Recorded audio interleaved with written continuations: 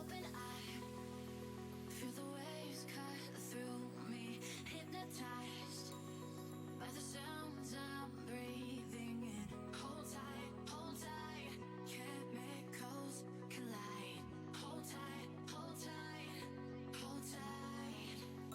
Dripping lights paint the skies, all because of you. Dripping lights paint the skies, only you.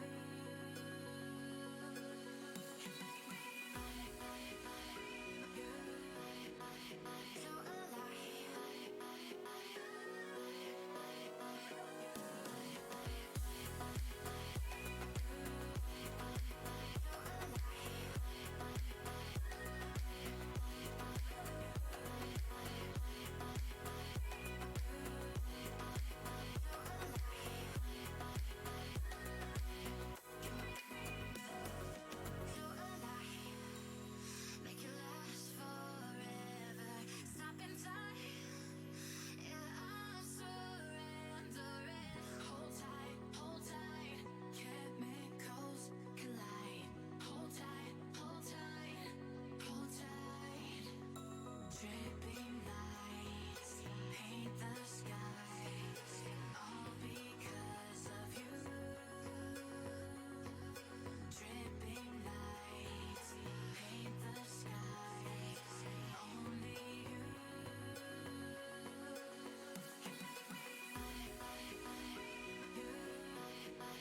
So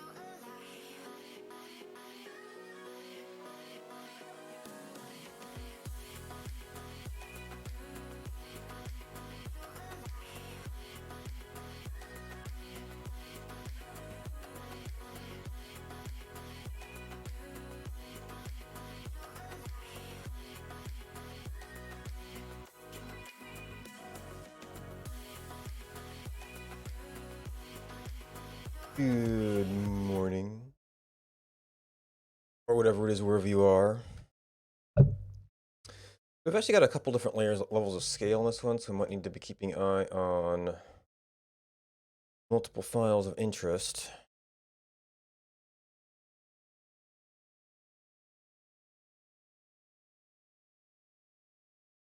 Of course, this is a completely different numbering system. We're going to have to try and find the thing, and it's much more finely chopped.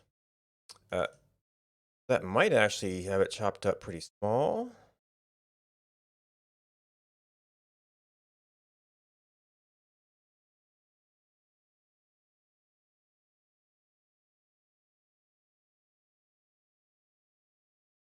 How about...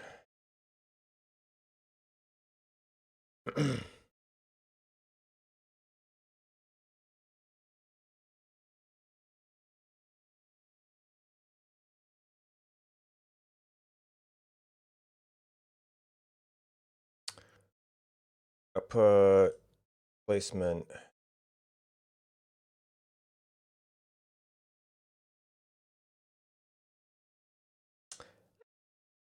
You keep an eye on all of these. Yes. So it's all the same file type. That's not interesting. It does overall go up as we include more and more objects. Oh, so the tutorial files actually end up being big ones here.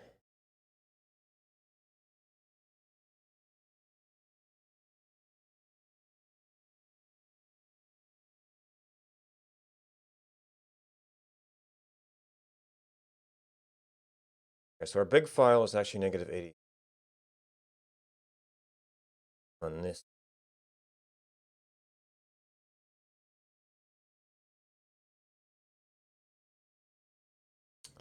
That's that fat boy.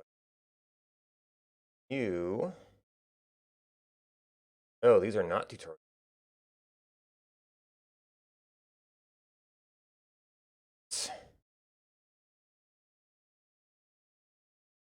Seven.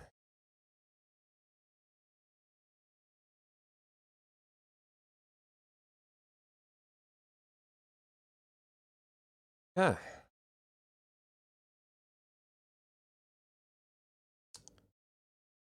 Those are where we're hopefully going to see some of the biggest improvements. Now, I'm already difference coding these, so getting wins might be a challenge. Also, I've not abstracted this in the same way I've abstracted the keyframes. Now, because there's only one method here, it's not as big a difference versus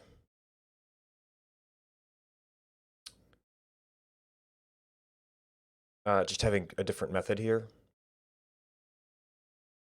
But for parity, need file system output path zoom.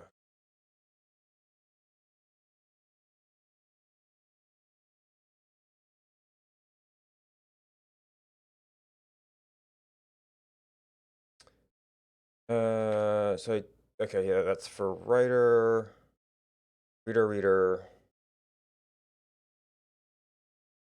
Wait, do I even use read tiles anymore? Yeah, that was when we loaded everything.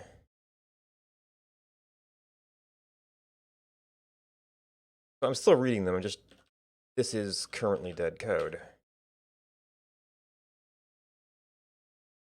So you've got the file system output path zoom.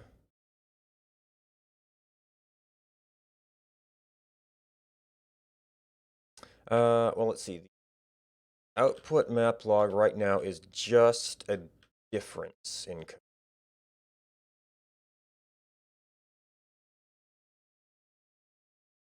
You got just the location to tile map. Well, I use tile for two different here. What if I sell? Well, no, tile at empty. Yeah, tile X, tile Y. And then you are pretty much...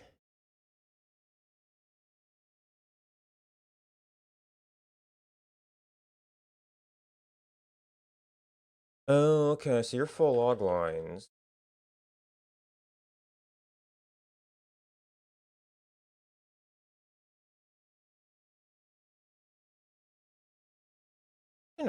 Oh, right, placements is just an array.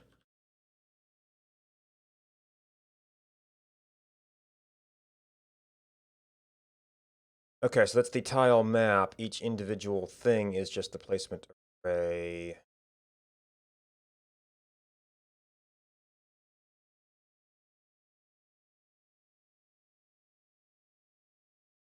And you actually know something about boards. Does the frame take? It took tile as an object, which for parity, I might want to switch to that.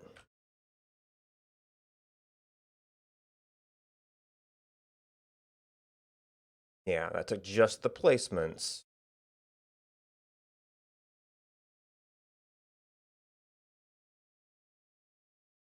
Let's tile set.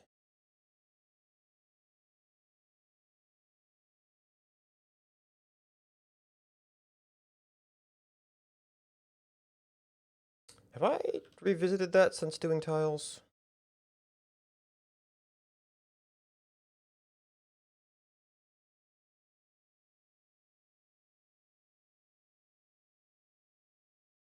Okay, so what we're doing is this is just taking us from a map of tiles to a map of placement.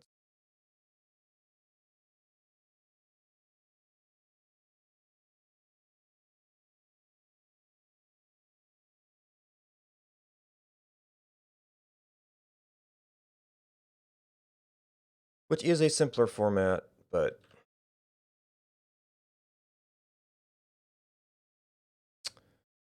oh, I removed that one. Okay.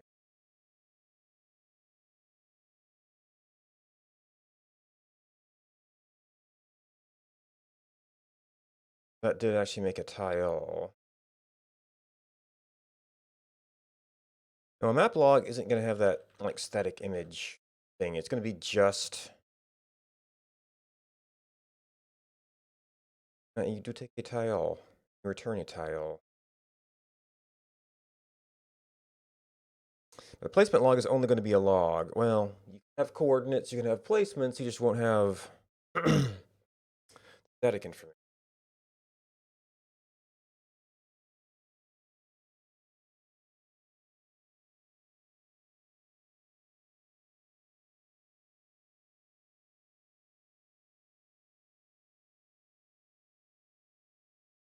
Well, they've only got one user right now. And actually, that outer loop might still be in the thing. This does individual tiles.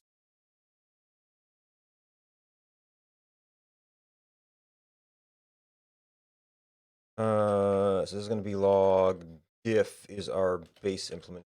I might want to do a plane at some point. And you would not need tile set if we didn't do that.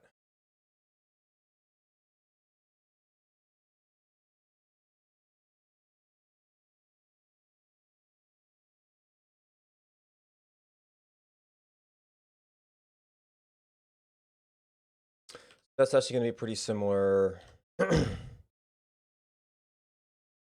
I'd copied plane here. So somewhere in here, we're going to have the actual implementation. This is going to go into maplog.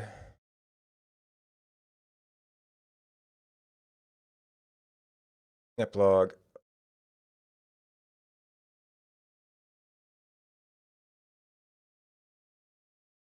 You deal with chords. And actually, we don't have read methods at all.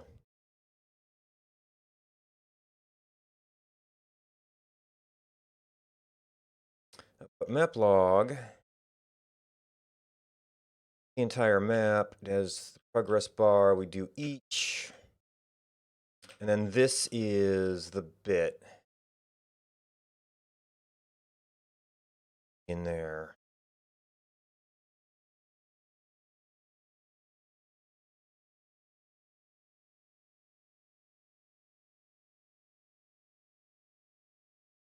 So that took tile.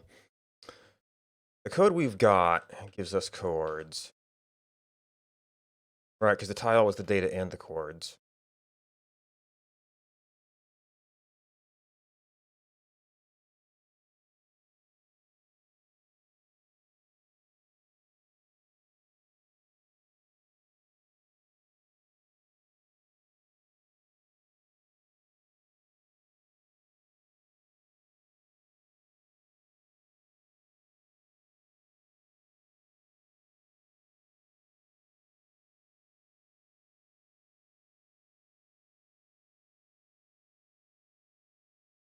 And then tile.each.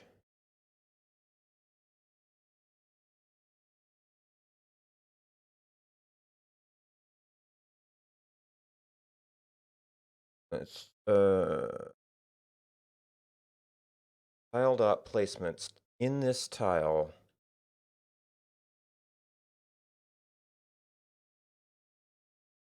Yeah, placements aren't mapped. That should just be an array. You never like overwrite that line.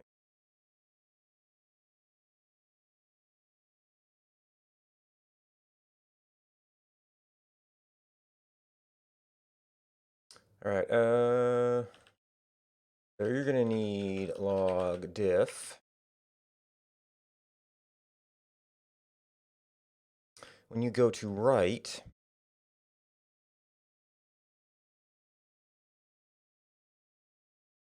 now write tiles right now takes tile set placements. What do you write tiles? So that is the tile set. It. Oh, you're actually, well, it's a map. You're actually the updated tiles. Okay, so you're a wrapper object, but this just ends up being a straight up map that you're. So it's already sort of, well, coded, but.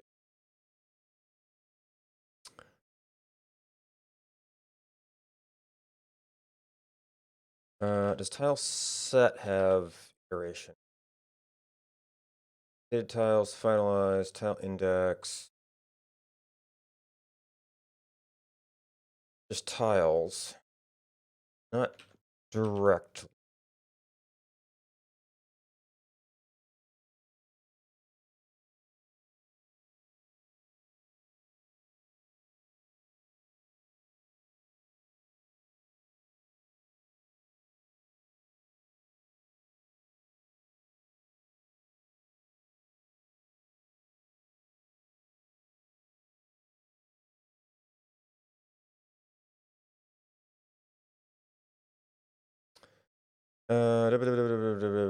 So I think we have one. What do I call it?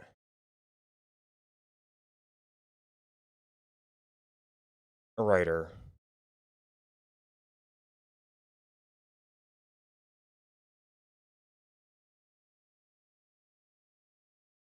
Log diff.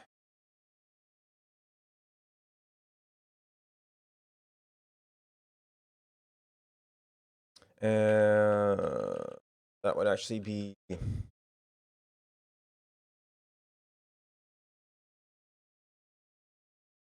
tile set.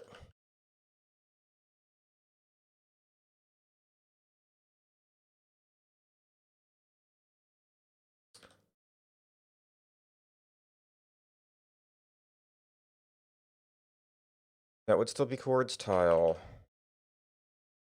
Tiles have their own chords.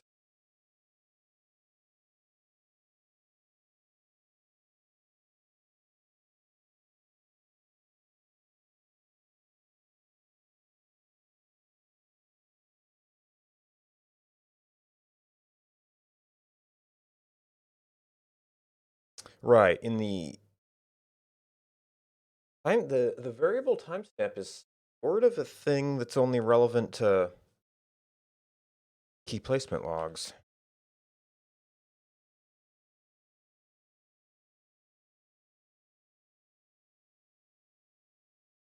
This would normally only be at one directory, but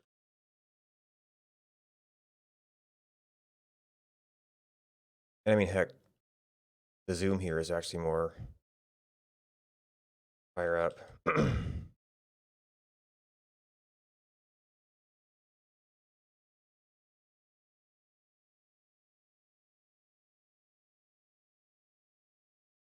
All right, so we need to do a matl test run of that. Extracting it. So what are we selecting right now? Multiple files, small data set. Is probably what I'm doing most testing on.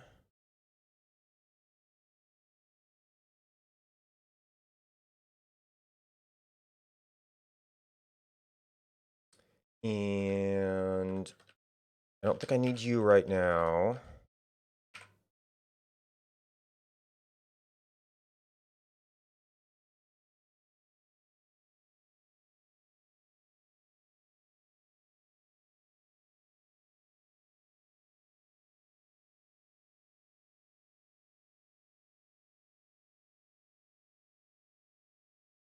Okay, so nope, that's not it.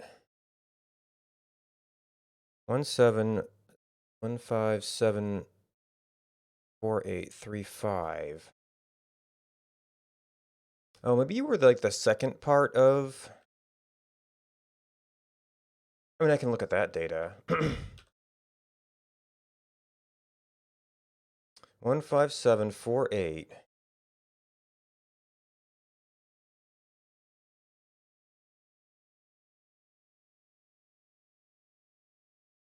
48. Is that our microspan one?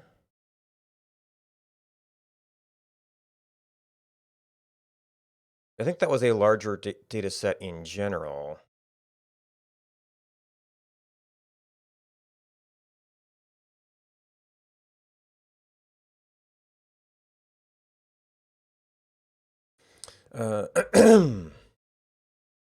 Then we would want to go back, well, no, I'll see it here too.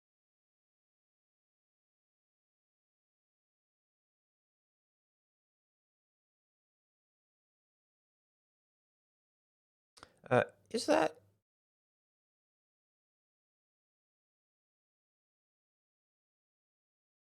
Um, okay, it is one of those.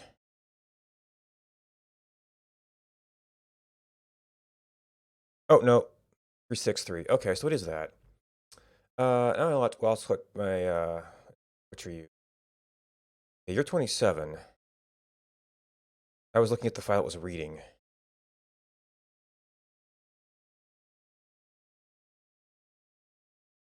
You're 24, and for 24,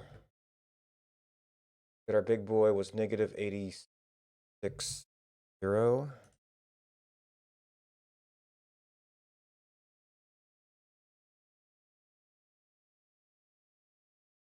All right, and we still have that file there, so it seems to have run correctly with that.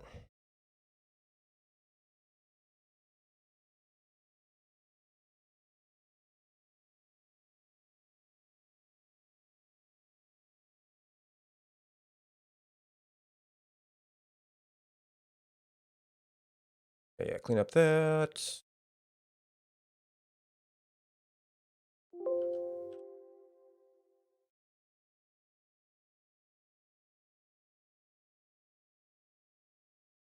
Correct. Log writer. Now, now that we've got this as a easily replaceable thing.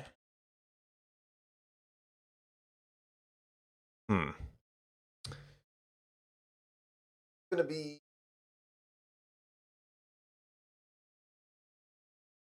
what I did with the static images was object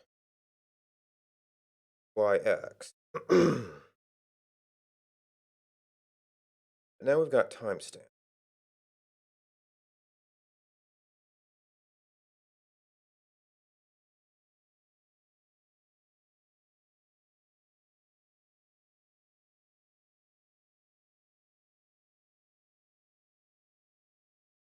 So one of the things I was thinking of doing was essentially doing like, okay, here's a coordinate. And then we have like time step value, time step value, time step value.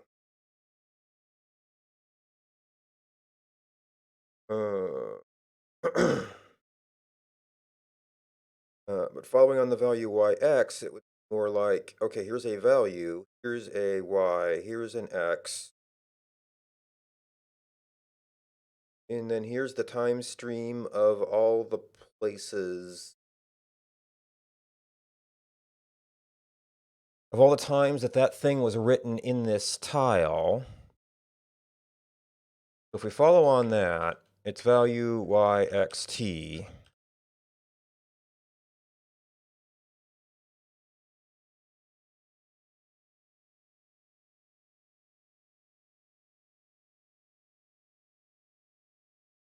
Which is going to not quite follow from the keyframe version.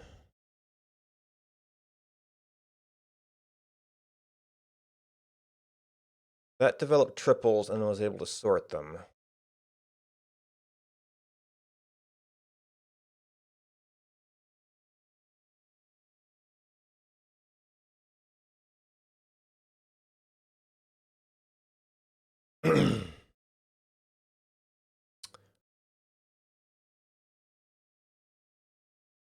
That was a hash of the chords and the value. This is a log line, which has an x and a y and an object and a time.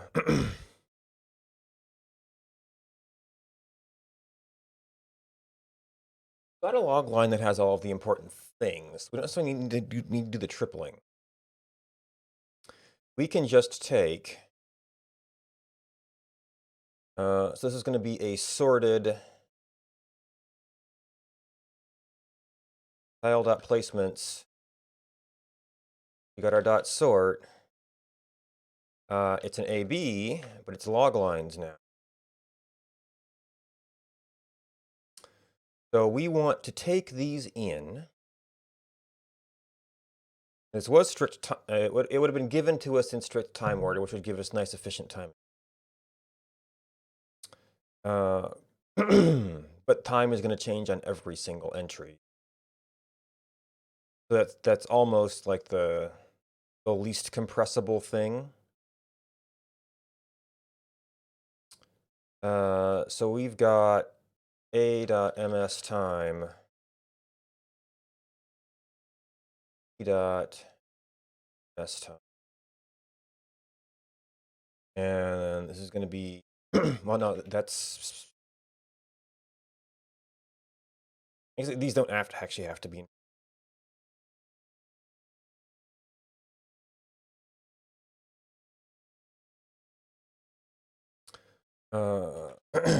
Times 8 plus a dot y b dot y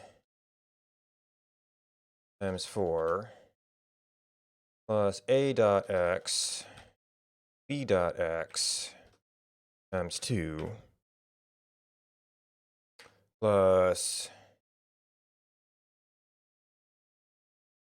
a dot ms time. I mean, this should kind of be the order it was in, but if we're sorting it, we should sort it.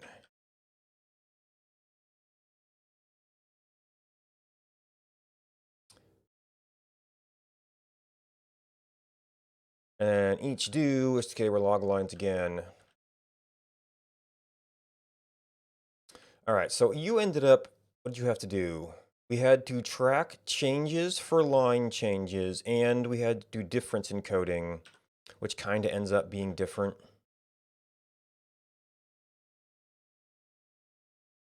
We should call these like, that might be a useful name change in the other one.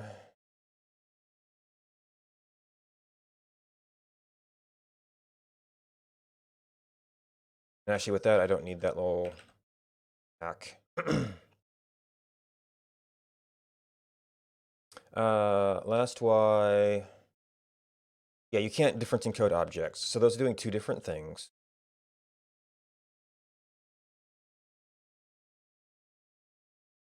Okay, so if okay, I guess I didn't end up reindenting that. Log line dot object not equal to current.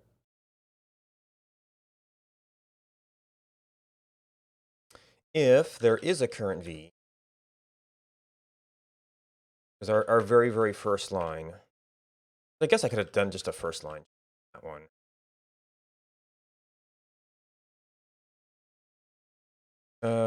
Current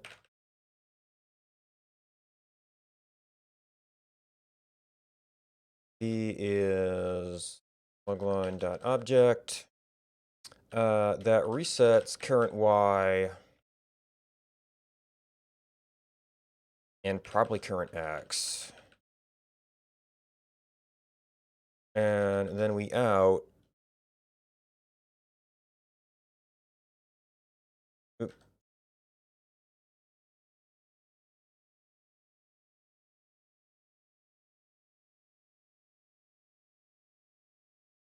All right, so that is, if it's an object change, we have to output that.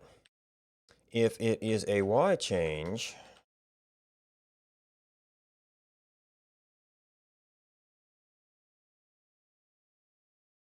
not Y, logline.y.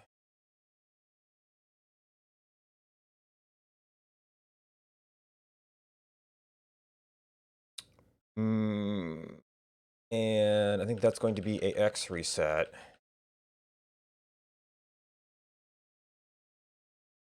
Now, you are not necessarily going to be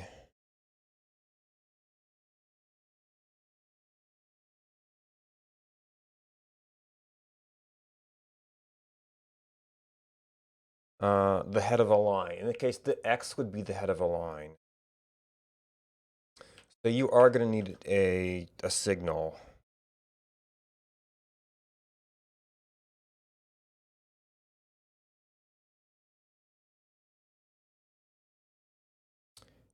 And then I'm going to have all of this for X.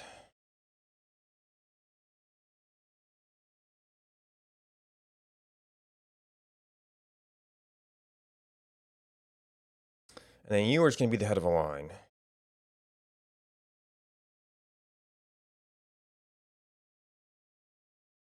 And then this is going to be logline.ms time. Oh, I need to logline again.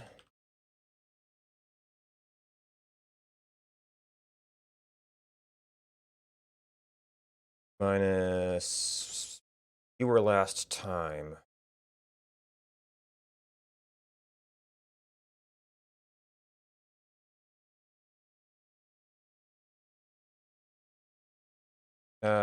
Yeah, last was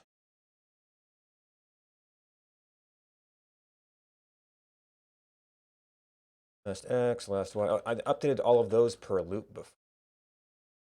Okay, yeah. Last Y, last X, last time.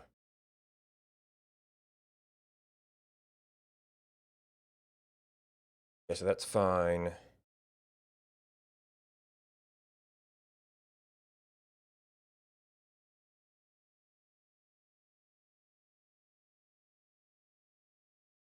Okay, so we did end up. Wait, I thought I.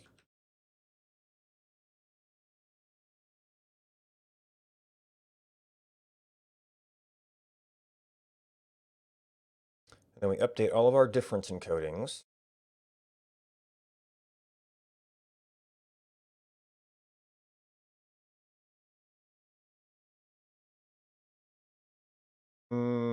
Could I update current on every?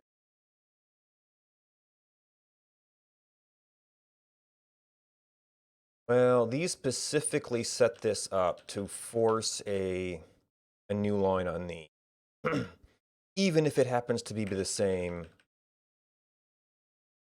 between these lines.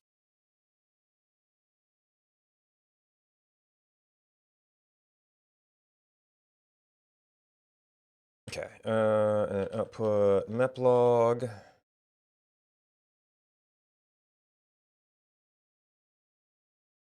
Oh, hey, how about we rename this thing? Use tile set. Yeah, because you don't load at all. Means different doesn't either.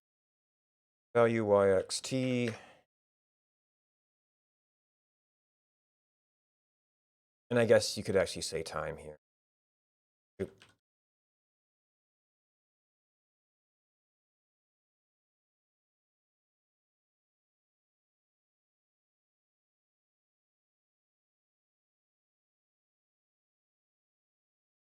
Okay, you're written.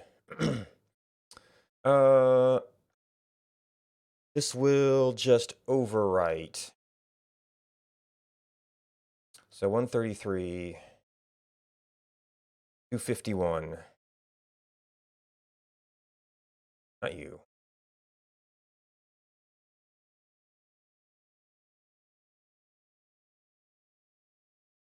Probably even focus on one zoom at a time. That is controlled here.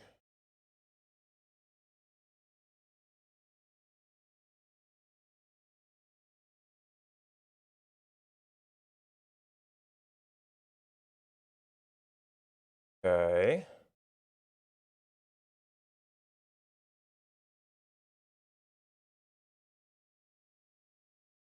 Current V.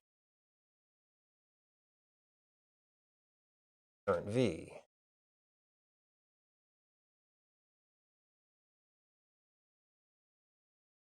Current V.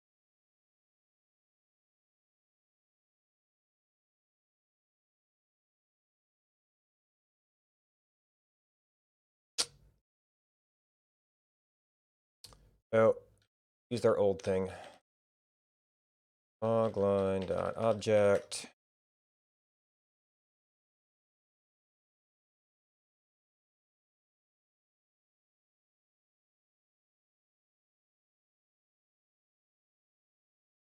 All right, so 86. Oh, yeah, that was like 100 something.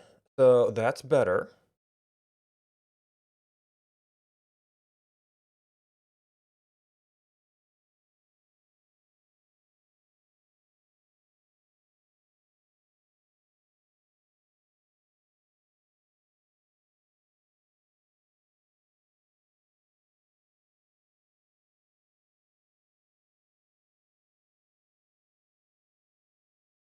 That's like 250 before.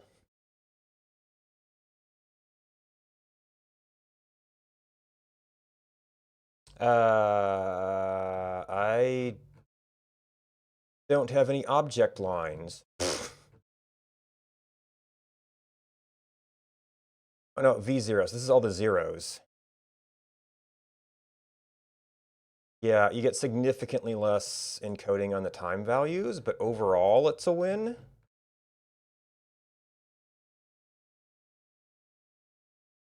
Oh, wasn't I?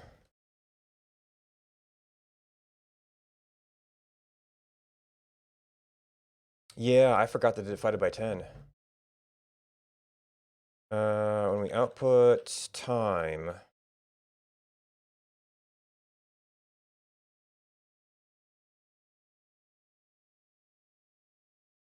And probably I want to look at the entire output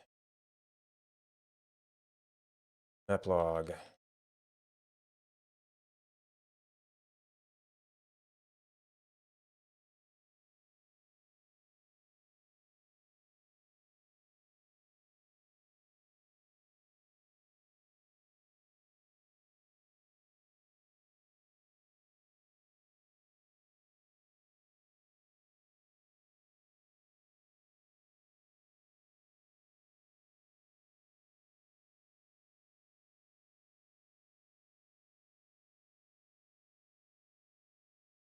Okay, so you're down to 143. Did I leave that open? Left that open. All right, so that cuts out some zeros at least. All right, so V0, Y0.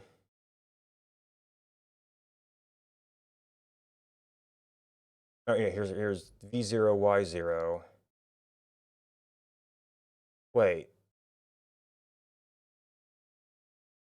why are we getting Y0, Y0?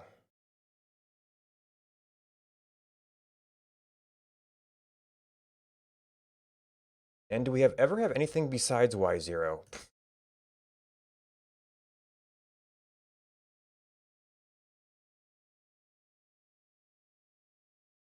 Yeah, Y and X are always 0, so I've done something wrong with my lasts. Oh, because I got this messed up during translation.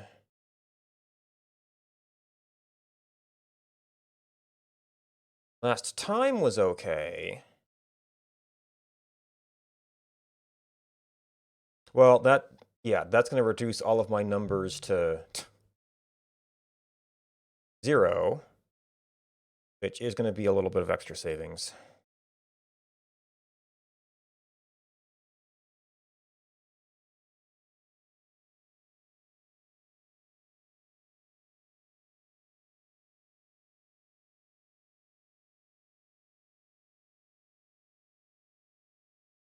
So that puts us back to 147, which is not really that different.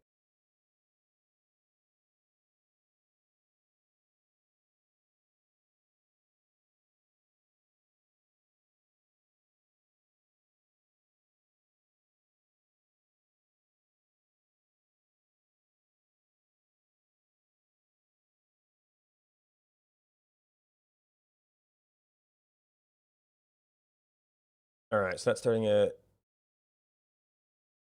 the, and then down 1. Right. Oh yeah, this is a negative tile, so it might be an actually negative coordinate. And X, negative blah, blah, blah, and then 1, 4, 1. So actually, yeah, with all the difference encoding of consecutive values, then maybe we make up some of the savings there. Looks like there might be enough activity to justify that encoding. Let's see. So does this obviate the location first test?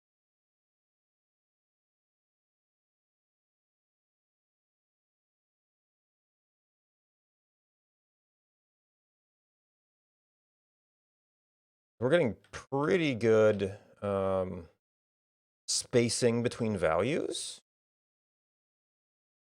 Now there's probably, well, we're probably repeating coordinates a lot. So it might be worth doing I guess I could still do YX encoding. YX and then played object timestamp.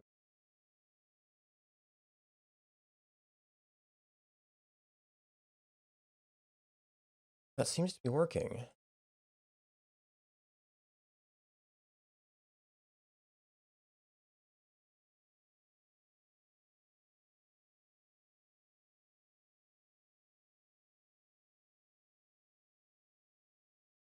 So you're just changing that. If is still a valid value, we could put in there. I might want a plane at some point. But I guess that's also easy to develop if I need it.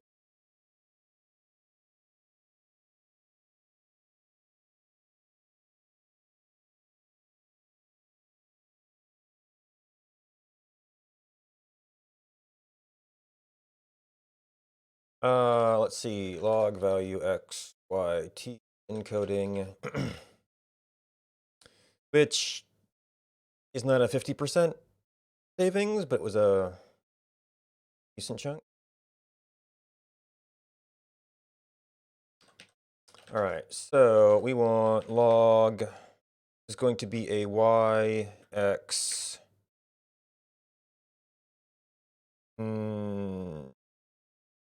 p-value encoding.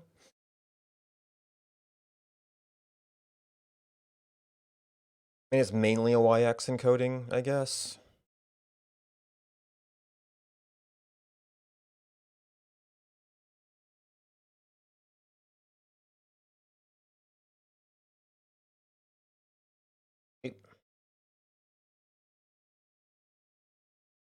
YX value. So we still need the last written a little bit. Order of that's gonna. Do we even have a current?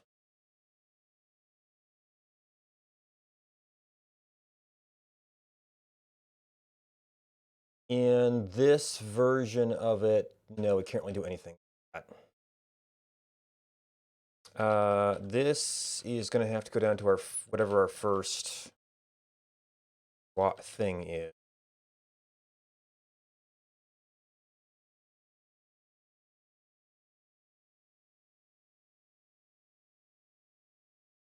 You will still need a code, and then we will have X. And then we will have a, oh, and this needs to be, let's see, so it's not, we're not doing object at all. Time should fully distinguish everything.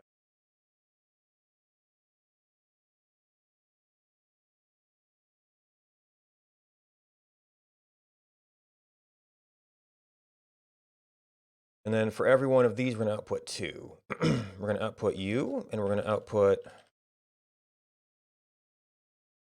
logline.object. So this will get us better XY compression.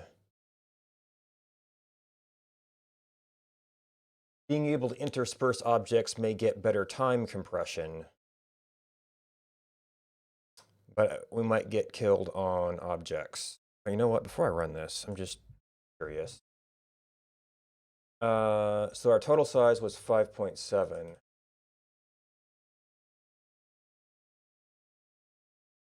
3.4.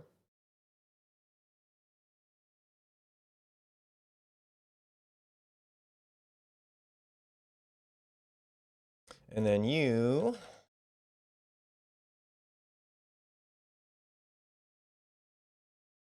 y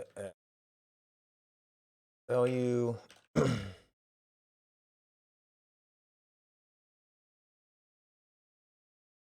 no, that was xt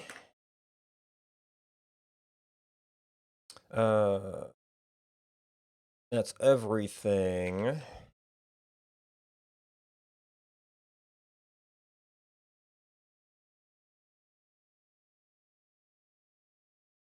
Okay, that actually ran. 90. I think that was still.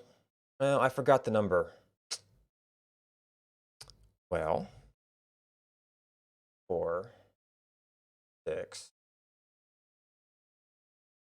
Oh, 75. So that is not as good, right?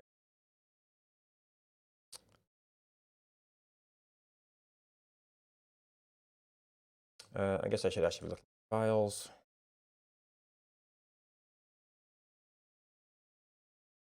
Okay, so we've got an extra blank line because this was always doing it.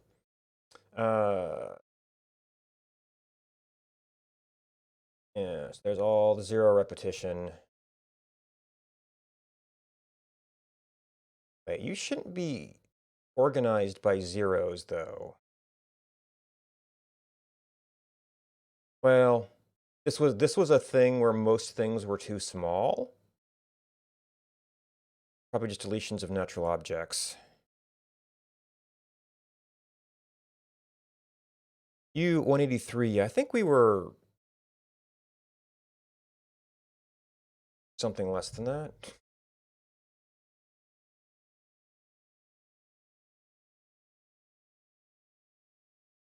146, yeah. That open? I did not leave that open.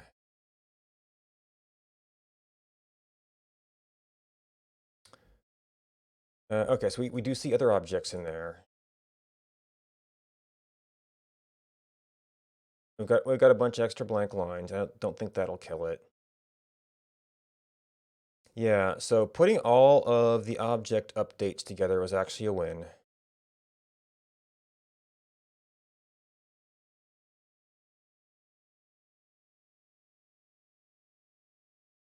And then we probably got some compression off of the time codes.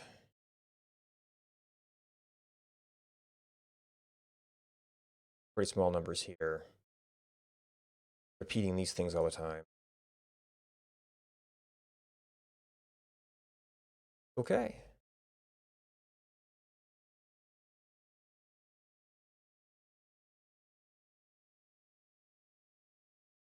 I don't know if it's worth keeping that around.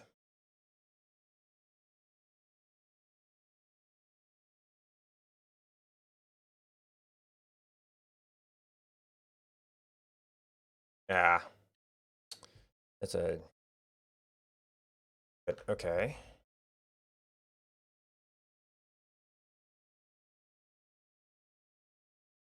Actually, I think that might be a thing with the cell.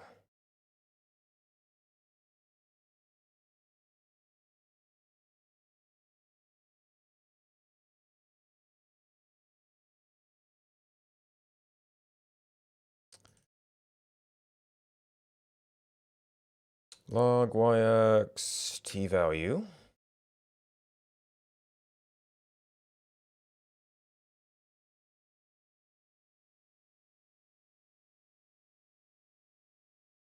Okay. All right, so back to baseline. New baseline.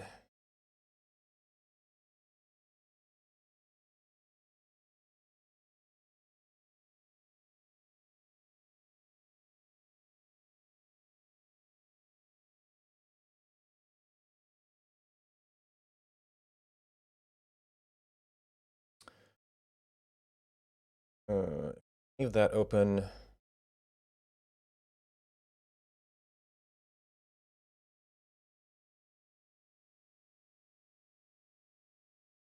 They're currently our largest file.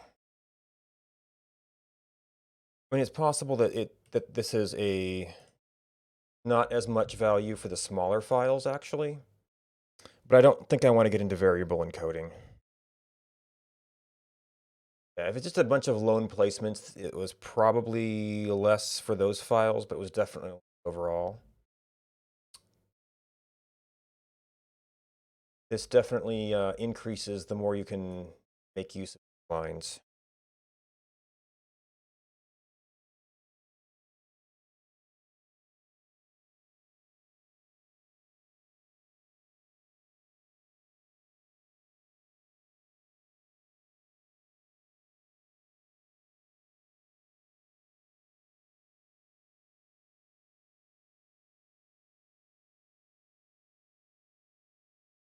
I could probably remove a little bit of, like, these don't have to be on their own line. Oh, you need some separator there.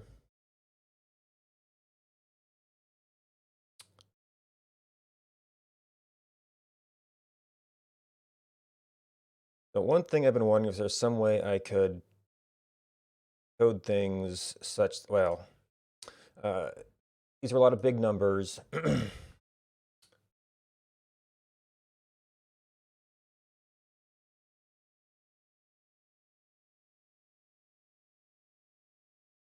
Those might very often be better.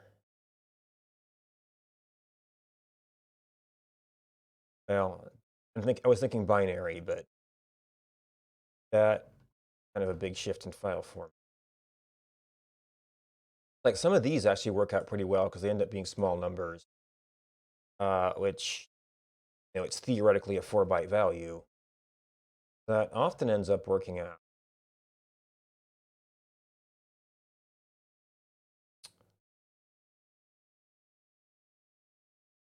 Time codes could be done as bytes.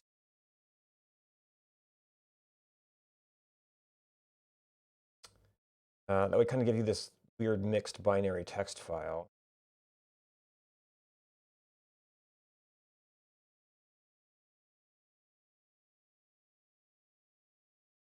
They could be, well, hex encoding give you a little bit. I could do base 64. I could do each line of timestamps as like a base 64 encoded binary.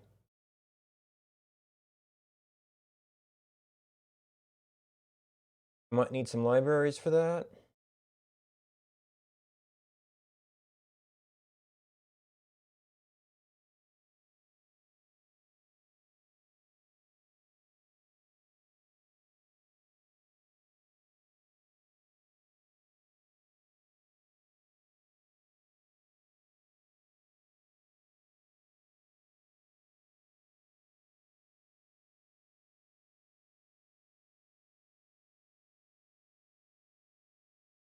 Actually, the difference in coding wouldn't matter then.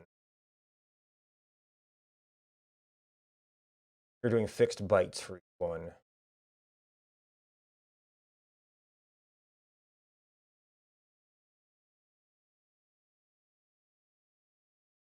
Now, for a 32-bit value, I don't know if that works nicely with base 64, because I know that there are certain values that work better than others.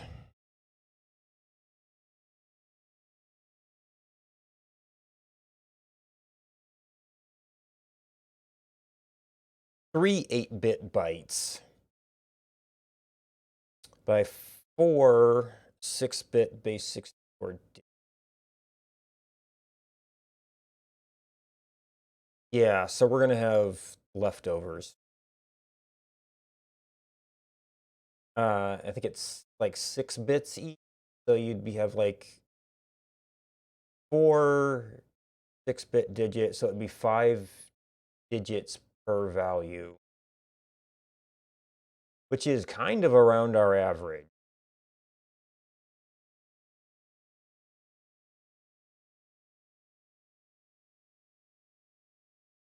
Given that the difference in coding is already taking out some of the high digits. You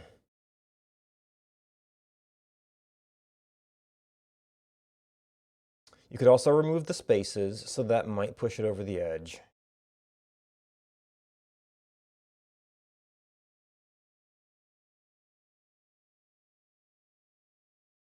Uh, if I base 64 to the entire line, then you'd only sometimes kind of get weird things.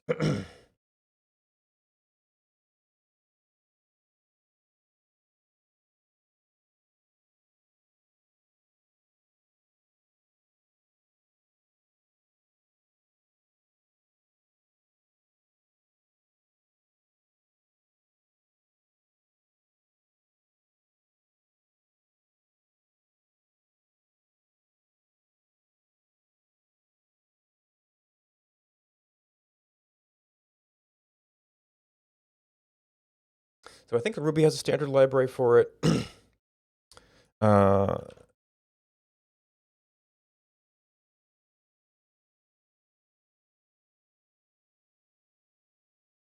web APIs.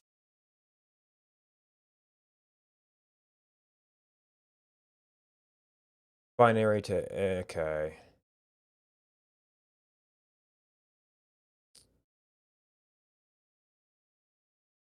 That's strings.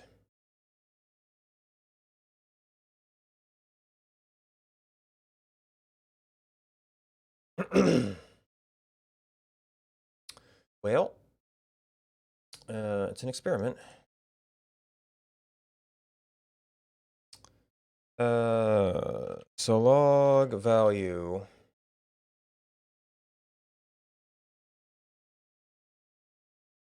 Oop, no, I did that already.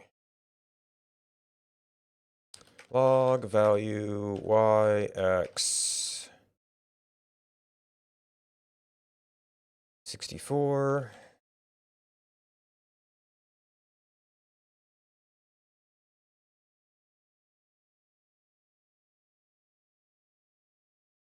So we're not going to have a last time on this one. And we're not going to immediately out this, which is what could make it a little bit awkward.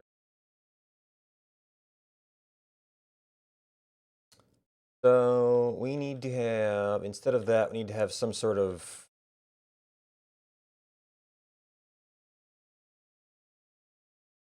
I could start with the numbers so I deal with all the encoding in one place. So when I do this,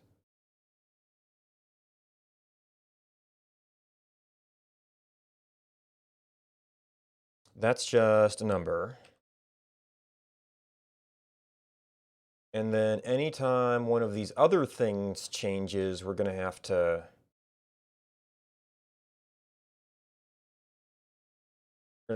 check.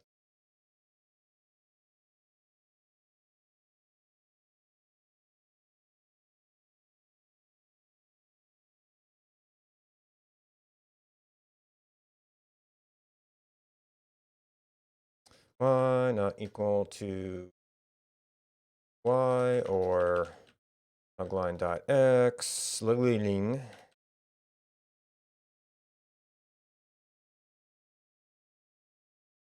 Then out needs to be something, and buffer has to get reset.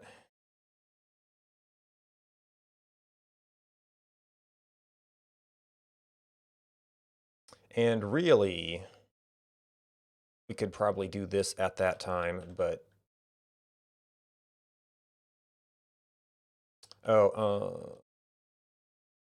yes, space. So we will see.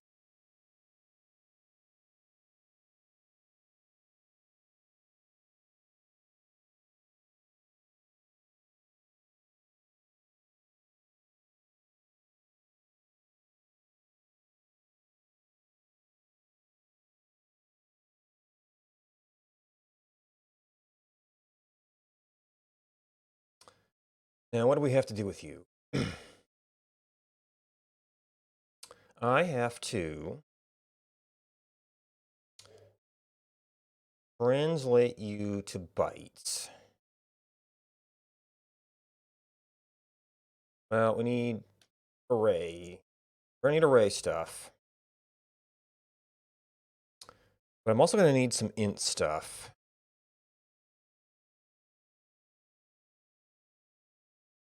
Is there numeric, maybe?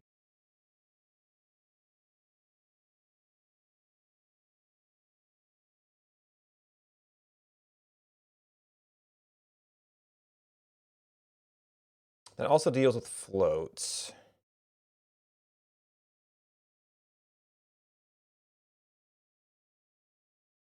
Is it integer?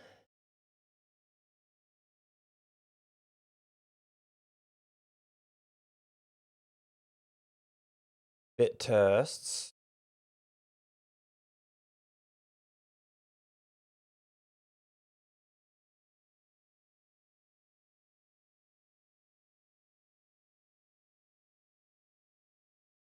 Er,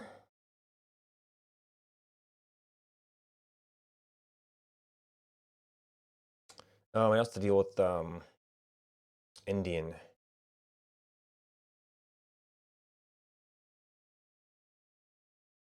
String to bytes.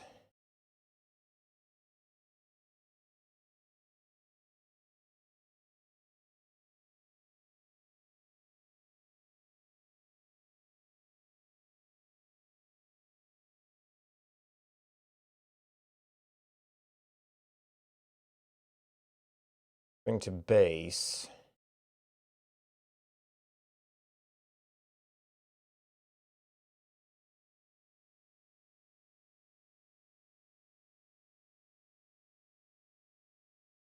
Packing and unpacking. Oh, string. Okay, yeah, a string sort of stands in for byte arrays.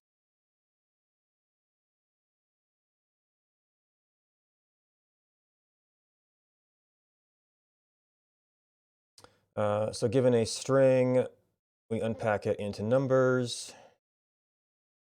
Presumably given an array, we pack it. So that is an array of numbers. We have the array method. We have array here.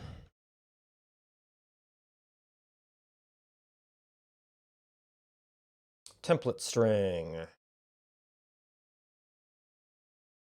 8-bit unsigned. This is a 32-bit signed. Native Indian.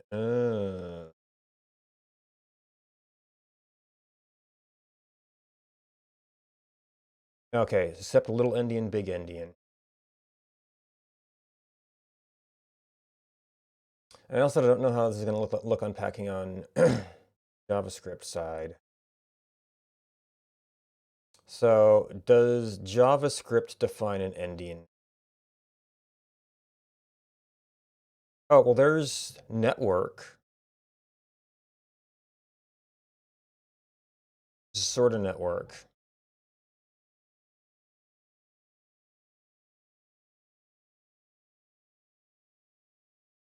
Unicode problem. DOM strings are 16-bit.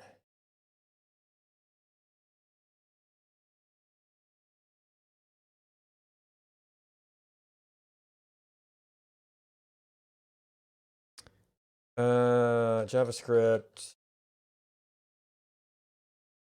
Typed arrays and endianness. I don't think that's going to give me a typed array.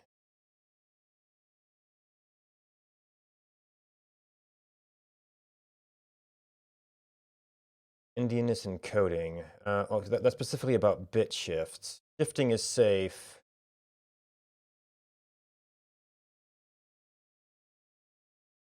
Stripping some block of memory is bytes. Typed arrays, endian sensitive. Not necessarily the same for all possible JavaScript host environments.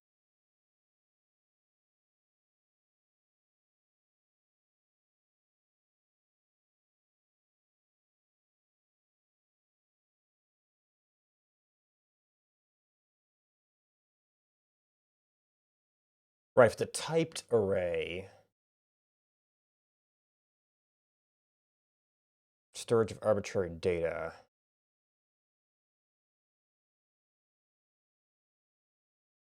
Arrays, you went 32, you went through array from array 32 buffer. Use the system endianness by default.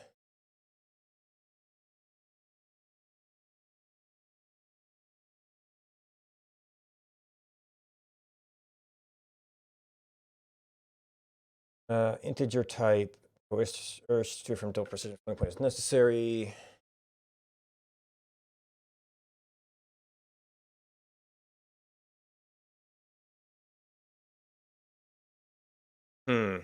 Maybe this isn't a super practical thing. How do we...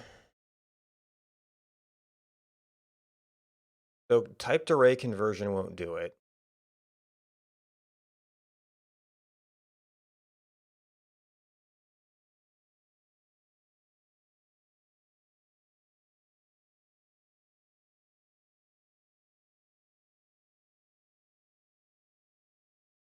Structuring assignment.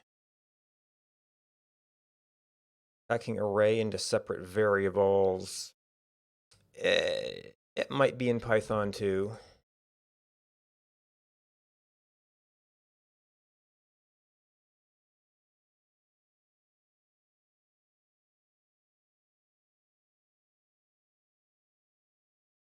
Yeah, it might be a different kind of unpacking.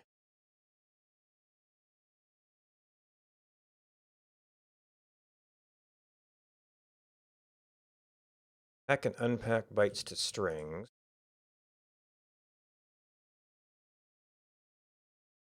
Now see, that's only bytes.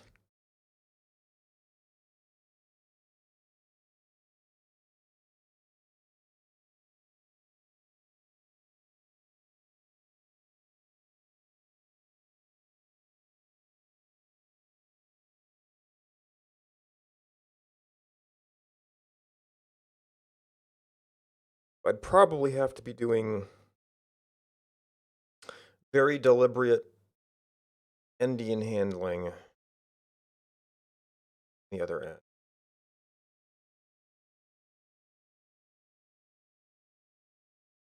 All right, so let's semi-ignore that for a bit. See if the savings are even enough to care about.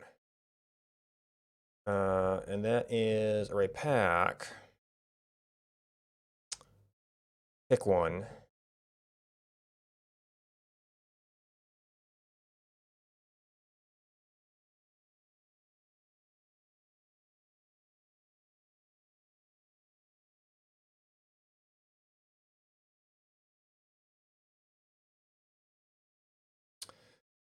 All right, so you are packed in that. Now this also has to be base 64 encoded.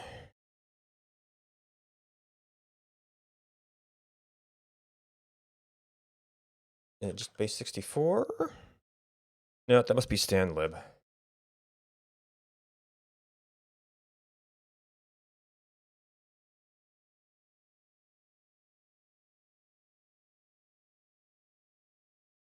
Base 64.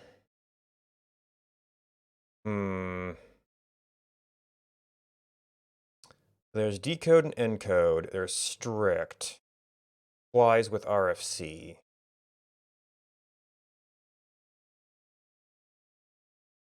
Well, since we're going to a different implementation, that might be good to do.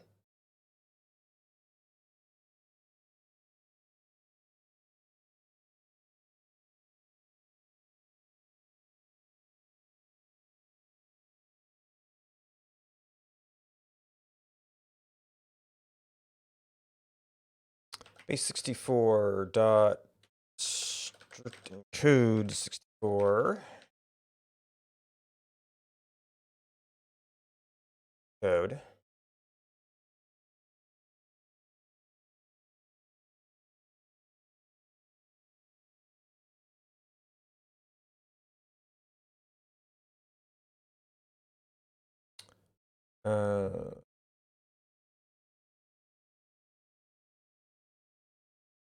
But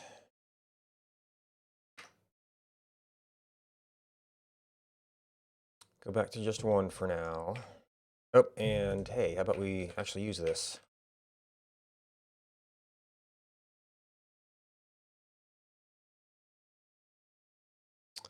Uh, uh, uh.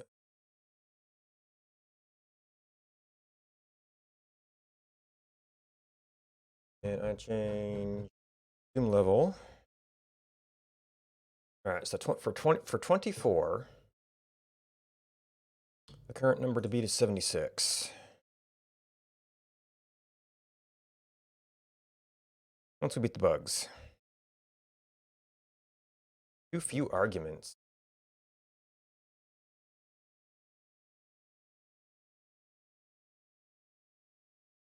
Pack. Oh, I need something that says pack them all the same.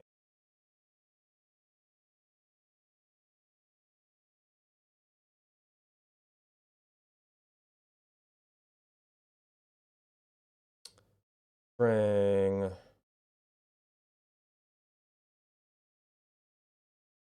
Little Indian, big Indian.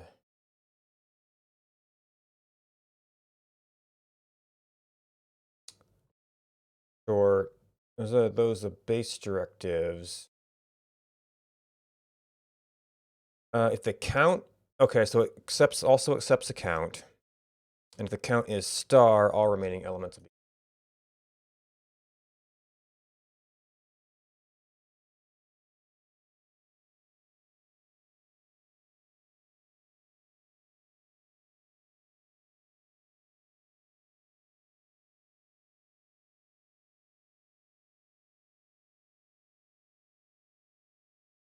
78.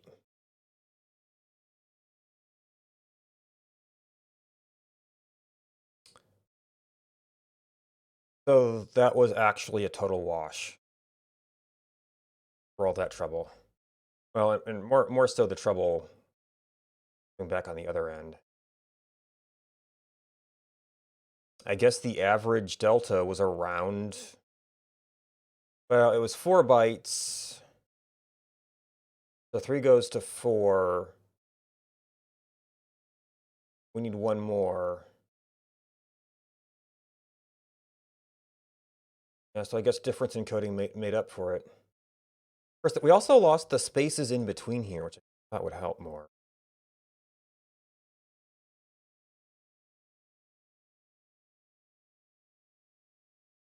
Huh.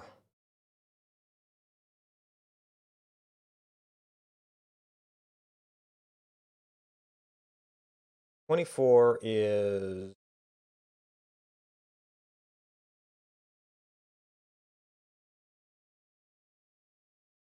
1.2 megabytes. So we must have lost out more on the smaller ones.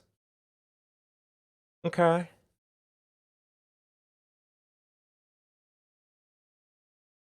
Wow.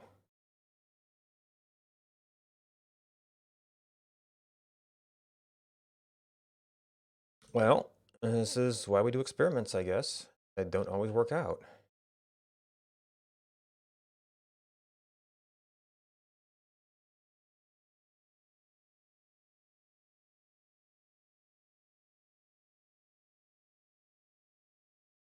What's up? I mean, why? XXX. All the V zeros.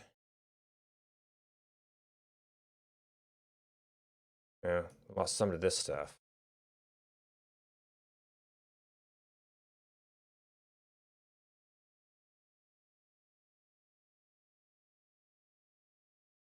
But yeah, that's not at all worth the trouble. Well, actually, it's worse than that right now. Even if we can make them small tweaks.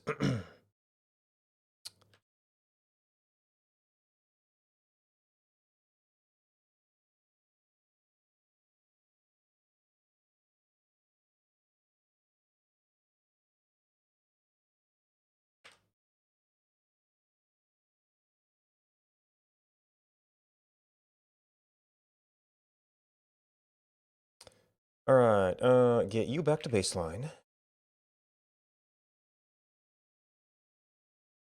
Looks like I left some of these open.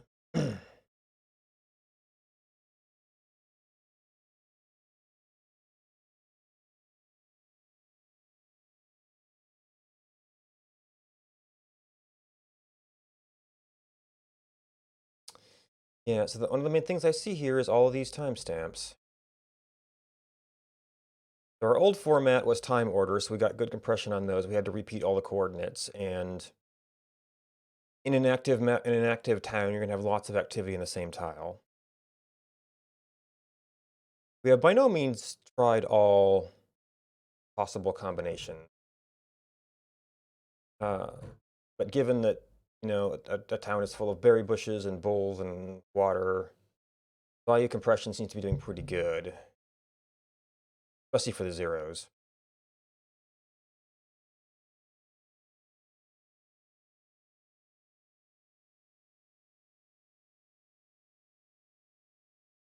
We may have also lost a lot on the small lines, whatever we made up on the long lines.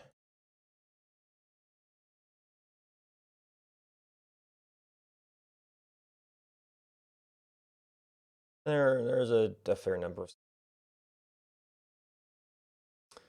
Uh, hmm.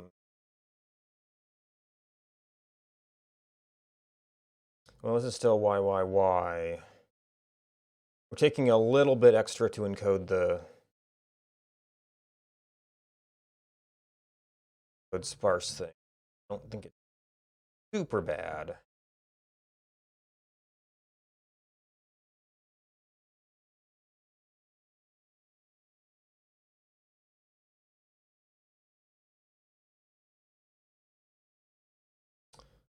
Having negatives on almost all, well, not all, but on many row resets is a thing.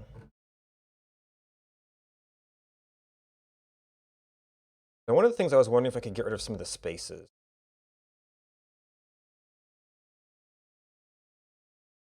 The only way I could think to do that would be to like take the string encoding of the number and like shift that somehow. Now, we've also got the negative signs here, which complicates things even further.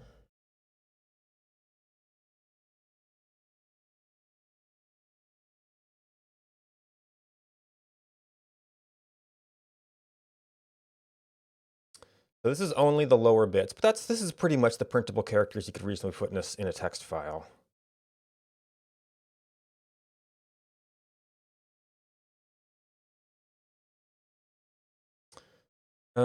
So dash is actually right before the digits, so you might be able to apply something to that. Now, I was thinking something like hex, where you do, 0 to A or A. I could then encode the negative by like capital O. So one shift. Well, these are a little bit off, but one letter is break, and the other letter is it's also negative.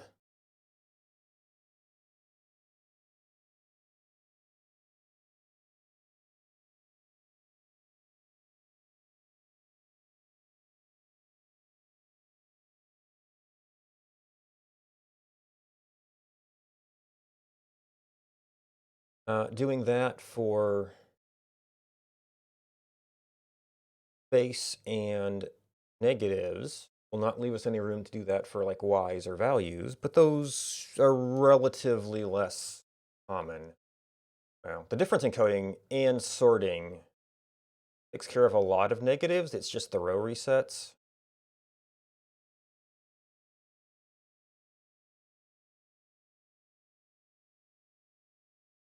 That end up doing it a lot.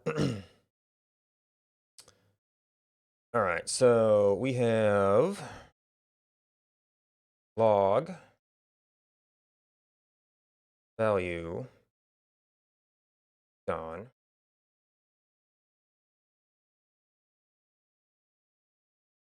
Log value y x t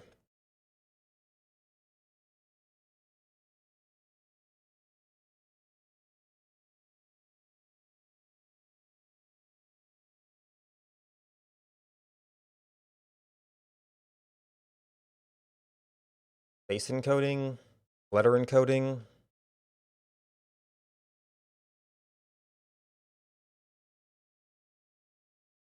Numeric encoding.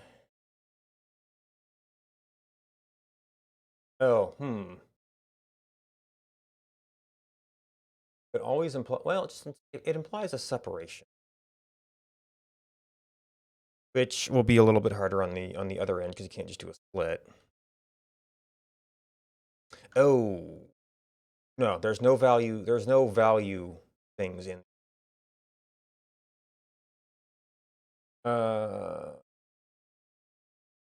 Yeah, I wouldn't want to encode the X. No, I don't think anything would encode to Y or V for that matter.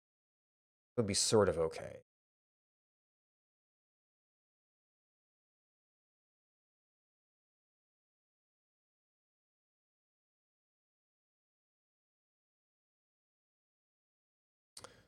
What do you call this?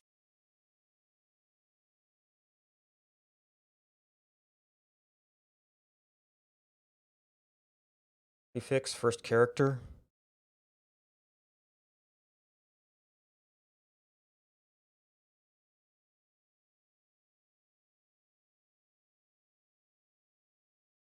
All right, so we are going to have...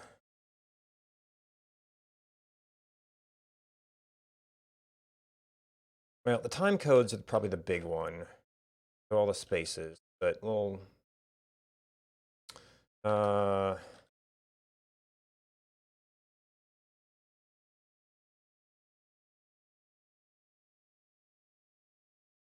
we're going to say if... We're always going to encode the first because we're trying to get rid of the space.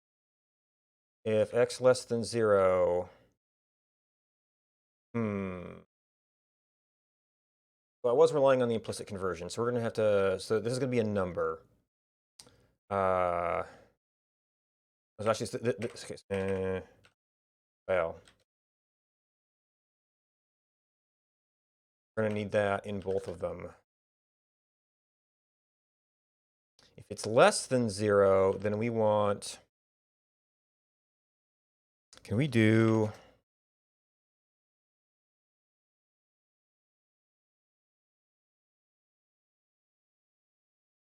All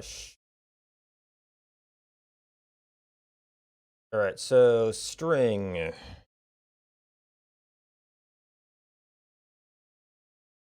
it's like car code or something.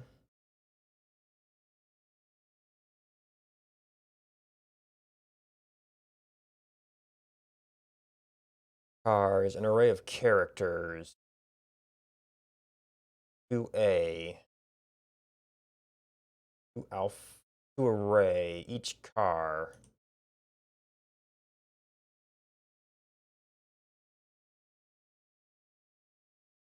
Enumerator. Hello. Code point. Unicode strings. Per. One character string at the beginning of the string. No.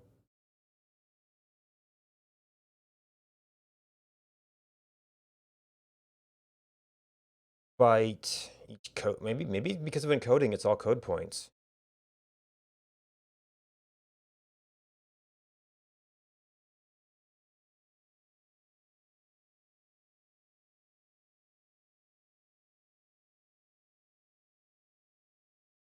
Complex.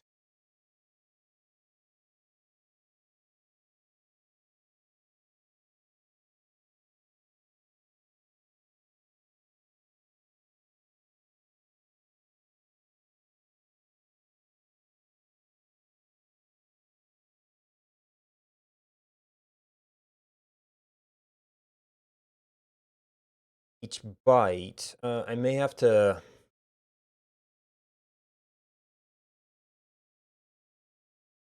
Oh, is there a character class?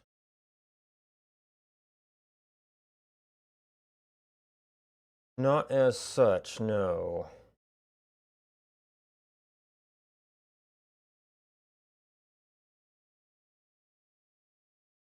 All right, so I use shift or control.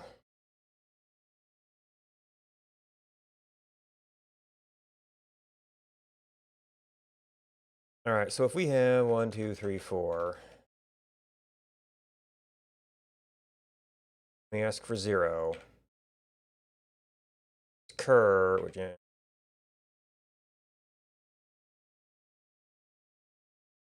code point, code points.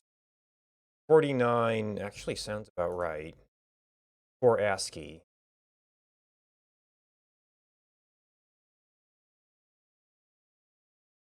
Okay, it was 1, not 0.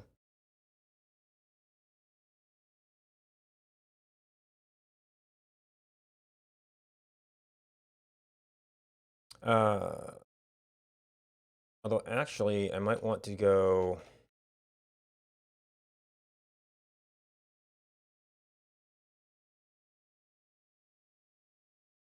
Yeah, so the awkward thing is I want to take that 0 value. I kind of want to like plus equal it. I guess I have to do... right, because I have to do an operation, and then I have to write it.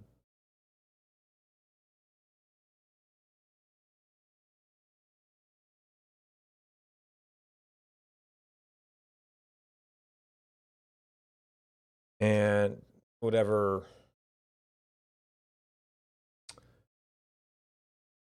Well, for negative, it's 97 minus 48.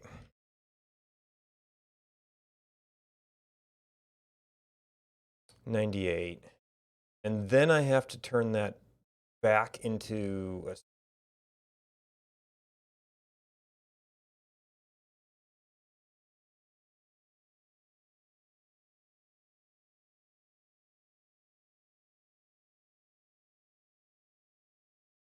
And there's bytes.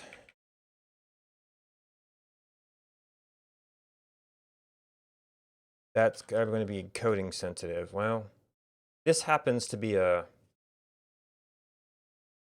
In this shell,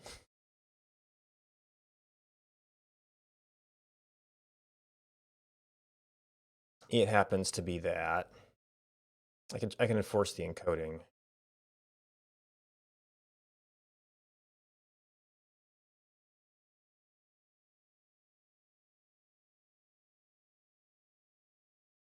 Your ordinals.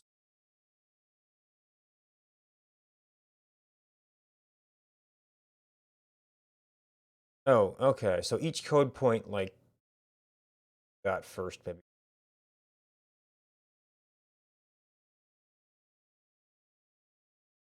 But how do I write a code point back to a string?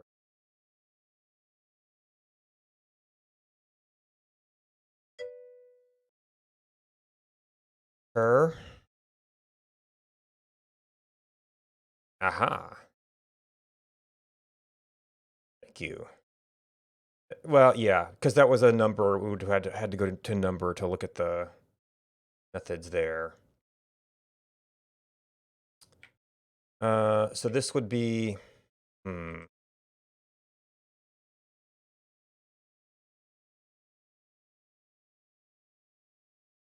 don't have a code point, do you? No. That did the full array. Code point. Yeah, maybe that gets into the iterator and doesn't actually have to do everything.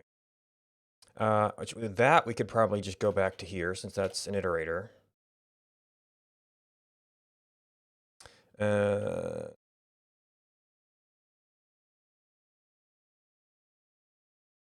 97 minus 48.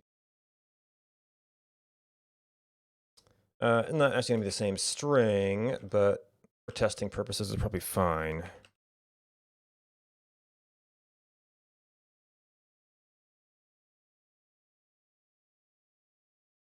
Oh, well, yes, that's the return value. If that was an object, it probably would have worked.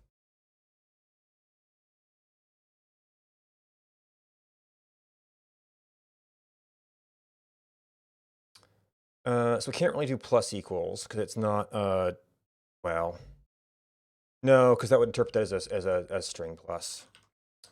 So you're going to have to be equals.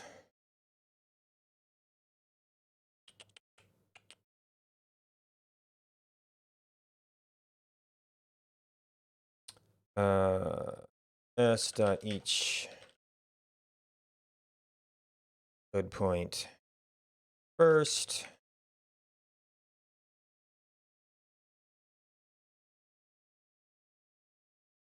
And that one will be 65.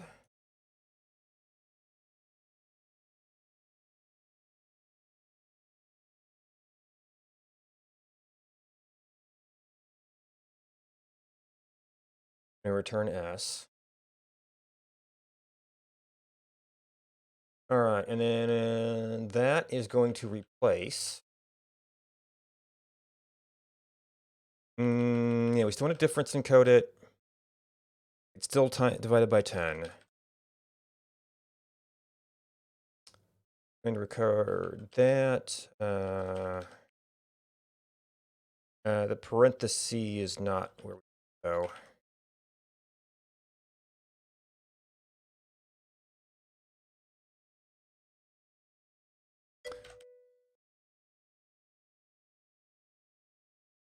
Oh, ORD was the method I was missing. Okay. For some reason, I did not think to look at that name.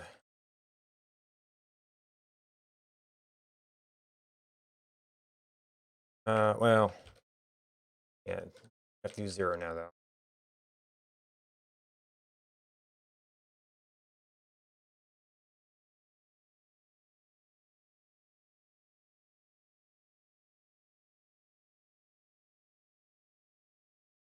Yeah, I didn't get to the point of looking through every method.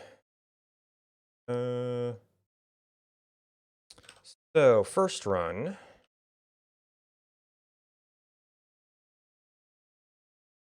Do one zoom. This was, I think I just did first letter encoding.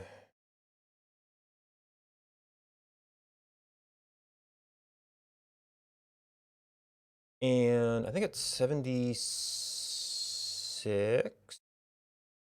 76 is our current coding, current file size. Yep, and still bugs. Undefined for integer. Oh, I must have forgot my 2i.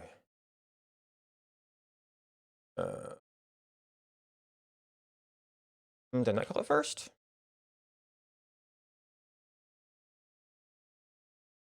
Called it first.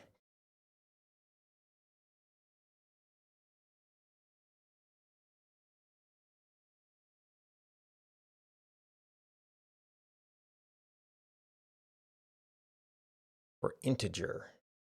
Oh, it's you are a string. You need to be to s. Wrong way.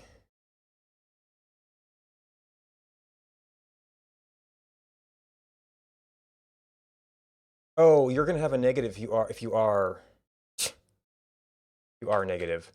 You're actually gonna be.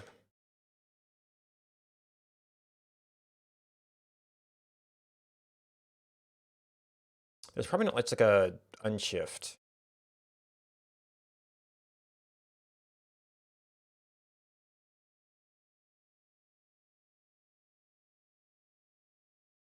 I think you've got left and right, but I just kind of want to drop one. Yeah.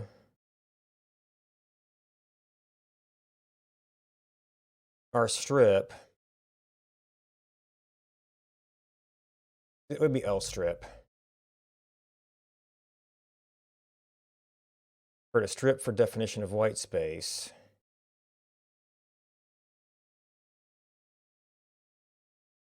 I know this is just white space only.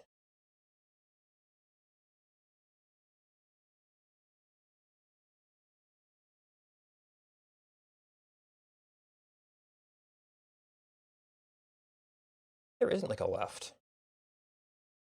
Well, I mean, there's just straight up indexing.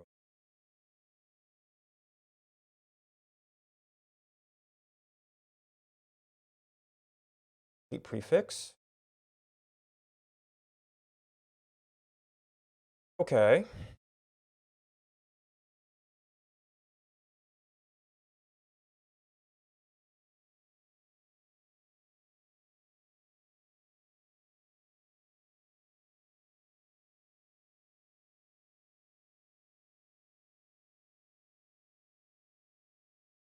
Nope. Didn't like that.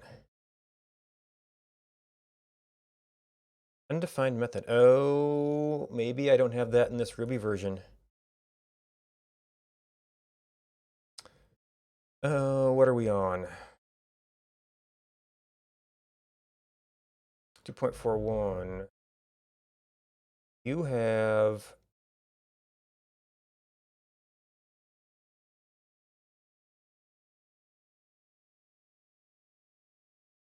no. You have delete with all characters. Well, actually, that works for dashes, but it's kind of a bigger operation than I really want.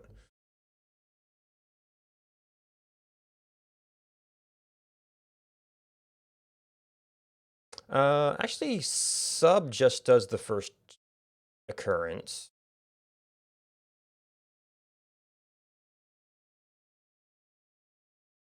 Actually, how about that's a single returns a substring of one character at that index. Start length. Start range. Which is also just the indexing. Yeah, so...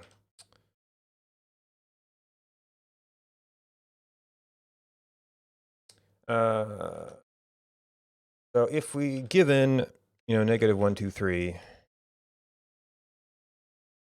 we want 1, is it 2, negative 1? Yeah.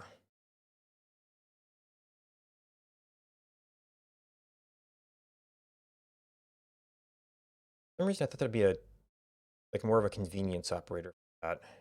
And there's sub that tries to do something anywhere.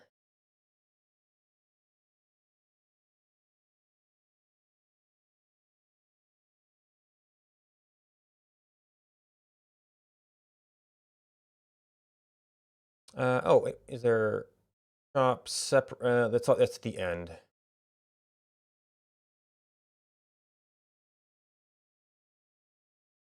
And L strip was only white space. Oh well. Yep. Change my line.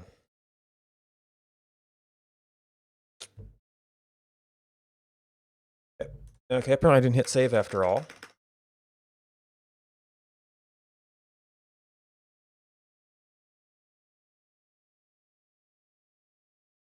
Okay, that wrote. That got us down to 62.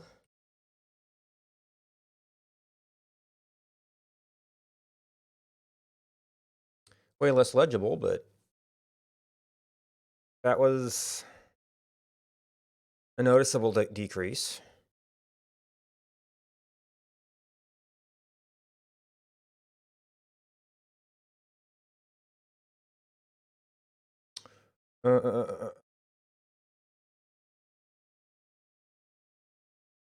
Okay, get rid of a couple negative signs by doing that elsewhere, but not many.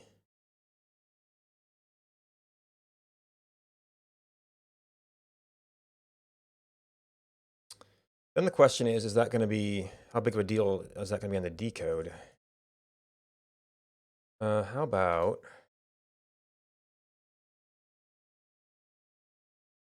that?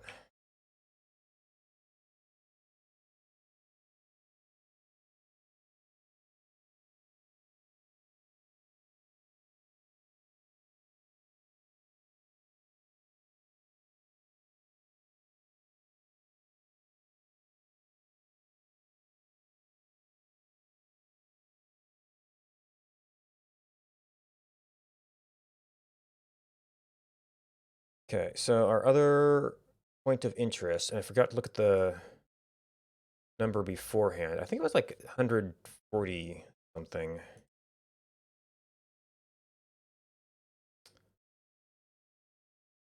All right, 4 megabytes. 2.7 megabytes. Not too bad.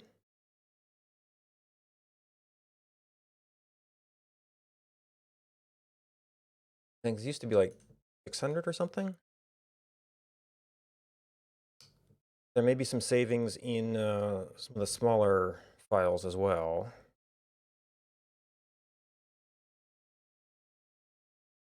All right, well, that seems to be useful. We'll have to see how big of a pain it is to decode. I'm going to have to breaking on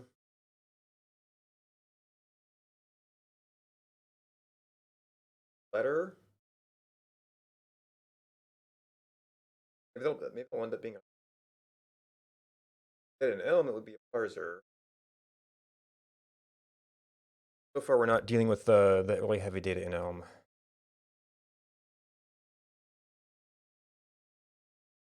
I leave that open.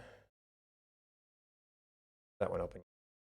And I don't know if there's going to be any other easy wins.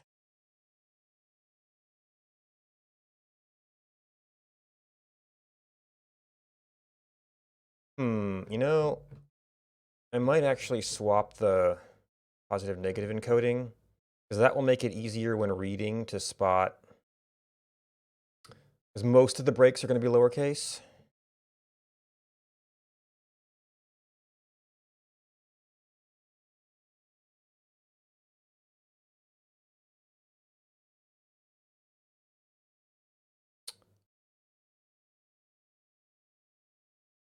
$5.97.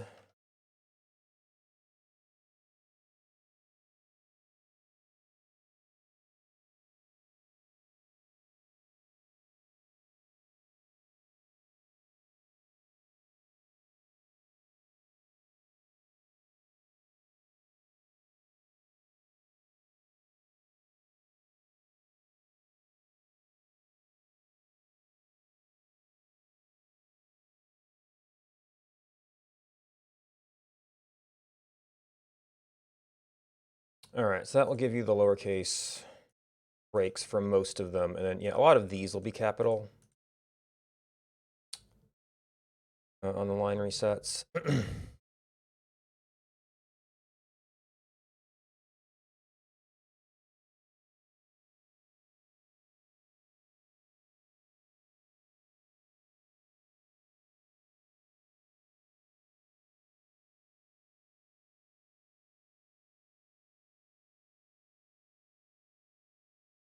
That's probably going to be all of our easy ones.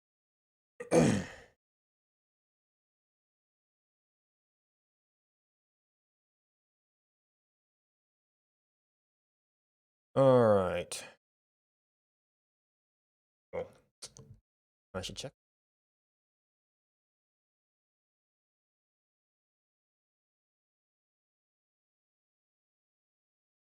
Yeah, so you're just changing that out.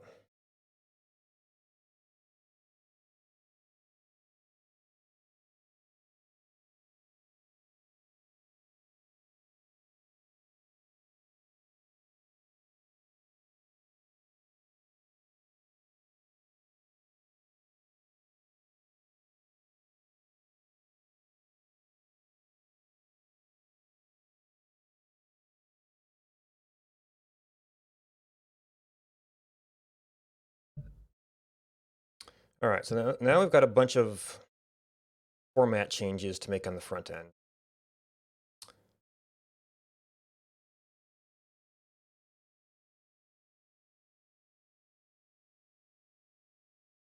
We've got some path changes. We've got, oh, actually,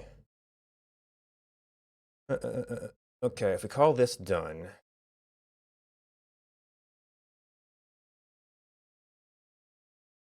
all right, it's in the time codes. Key place is this. I mean, once you've got the code developed, it should be pretty cool. Well, not that my current implementation is easily movable.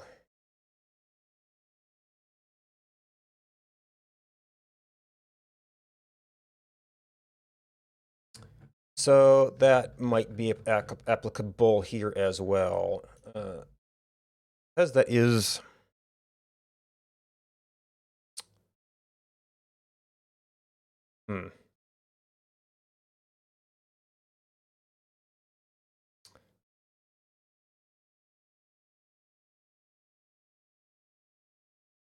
Well, on one hand, it would be nice to have this in one place. On the other hand, these are two different files that could be encoded differently. So key value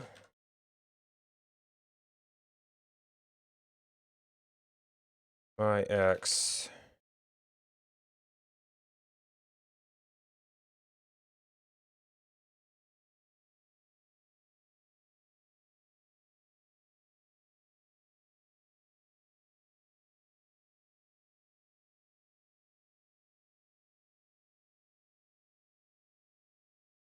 I guess once you've got the code, it's also easy to copy it. Okay.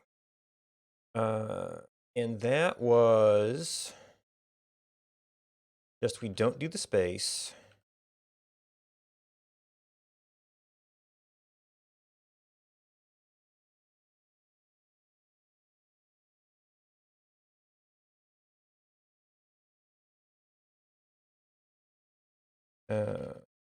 Process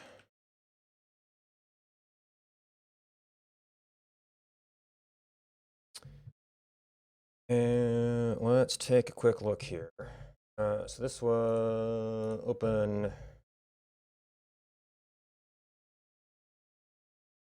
PS2 over here.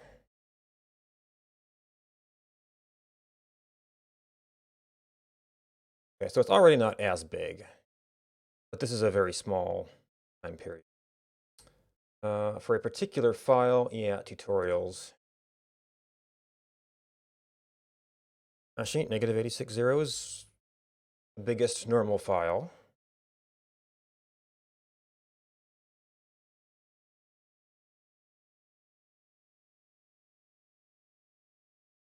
Oh, I didn't actually change the output form. Output final placements. Oh, I guess I did comment.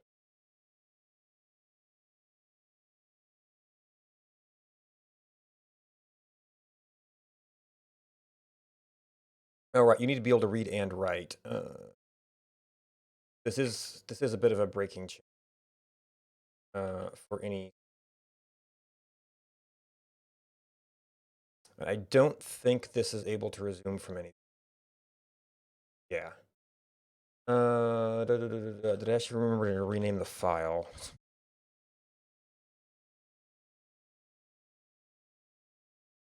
Class, I did not.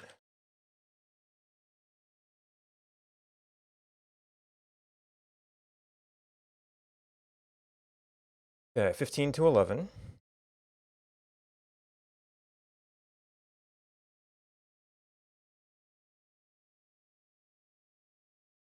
And I forgot to note down the old.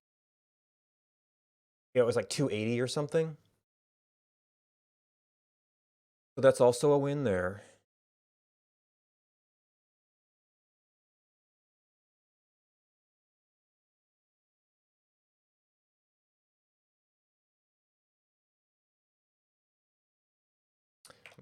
So this is sort of discarded now. Might still be useful for looking at your read numbers.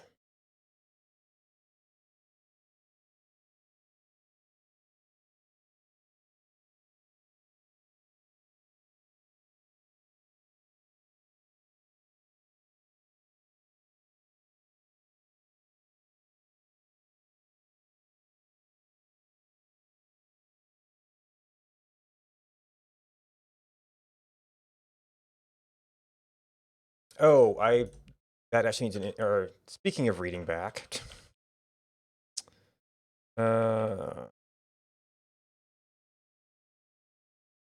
You need a decoder. We actually have to implement this once.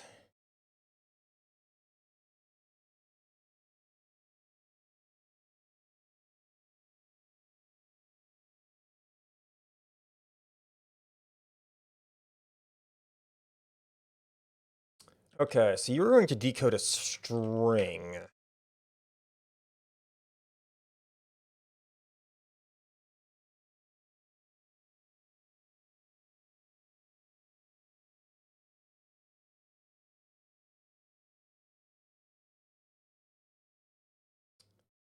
We're going to be looking at what? We're going to be looking at how about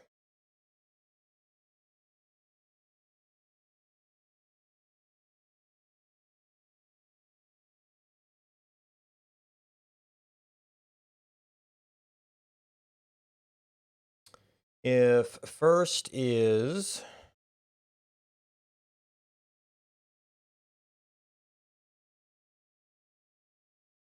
this was less than 0. The lower numbers are the uppercase. So if it's less than 97, it was a negative.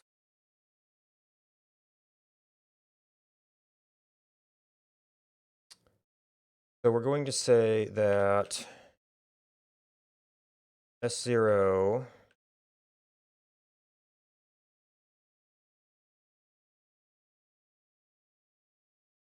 is first minus, and then,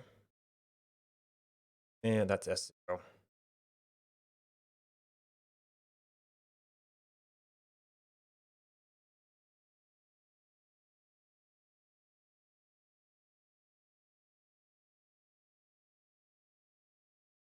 Well, no, we're converting this back to a number, so we can just say that, and then s.2i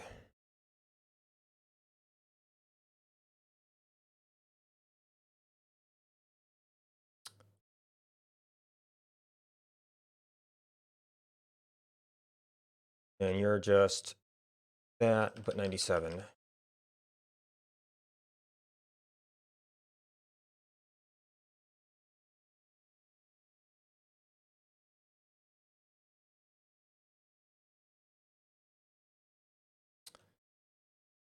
So given the string,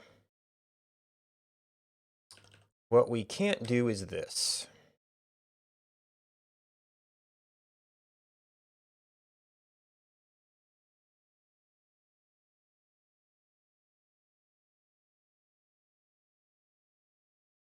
We can't split it on letters because that drops the letters.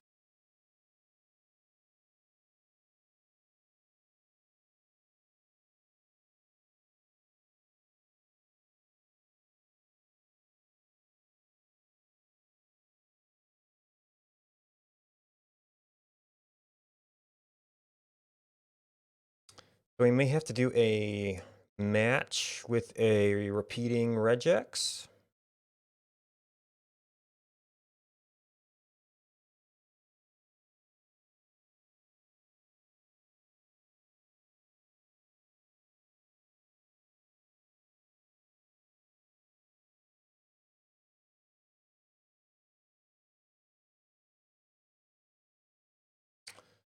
So we're going to have a coordinate. Well, it's going to be a number, so this might be negative. So we have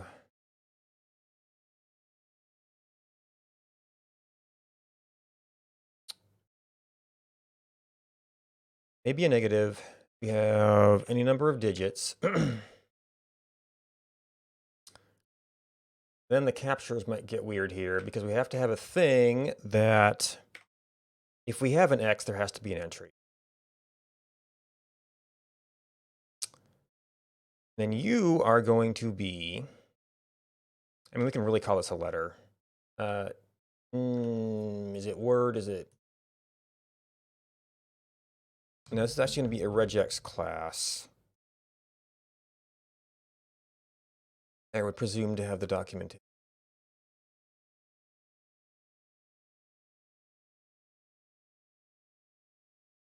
If they even have the documentation, or they just say, yeah, go look that up. Okay, here we go. In character, a word character, word includes digits. Non-digit character.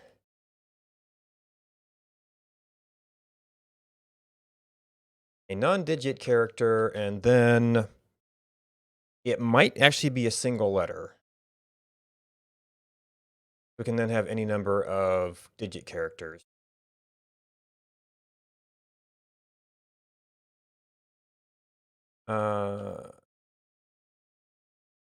Actually, how does this work with captures? All right, so that's going to be completely, it's just going to crash, but we'll get our first line.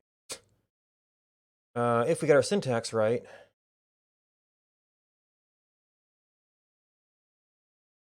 if first.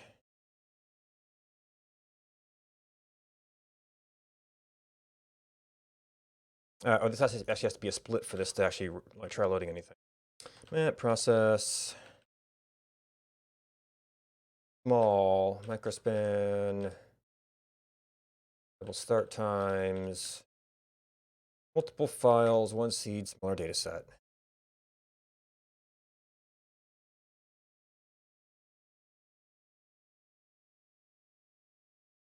All right, tries to load. We print match data for this line.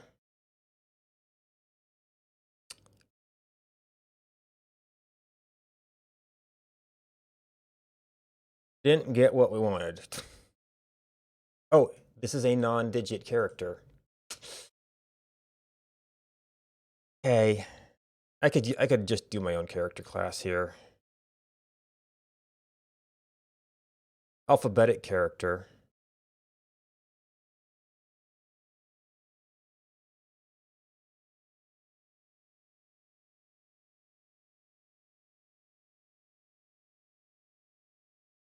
Really.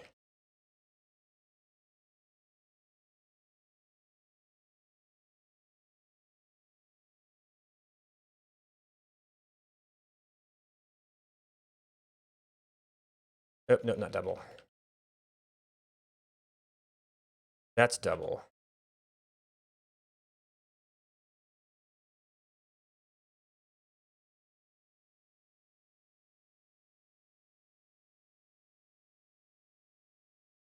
Now, I guess technically this is not full alpha.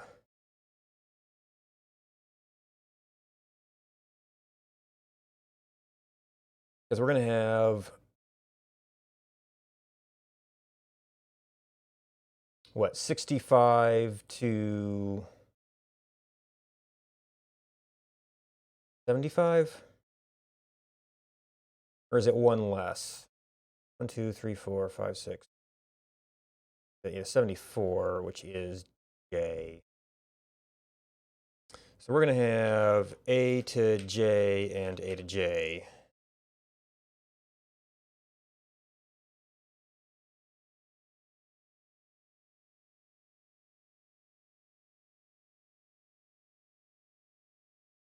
And we expect it to blow up, but we also expect it to get this thing from it for us. So I'm gonna have to wait till we hit a line with multiple entries to see how, if this gets all of this stuff, and if I have to like do a sub parenthesis, or if it's gonna do this once for each one. But for now, this is in fact our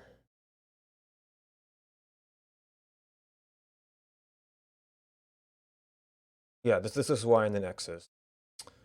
Y and then x's. So this is going to be a dx, but it's be our encoded dx. This has to be decode dx. That's the only place we use that.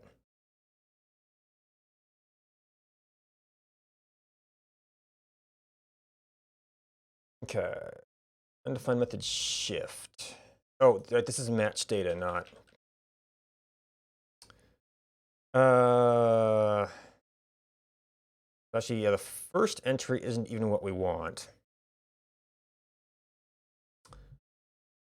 This is class string.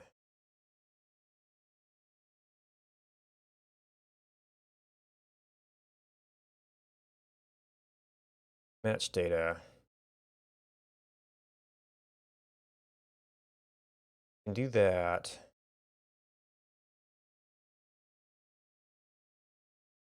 Do A.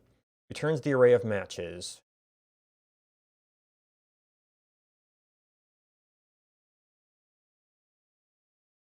That's leaving out the first character. So in this case, we would,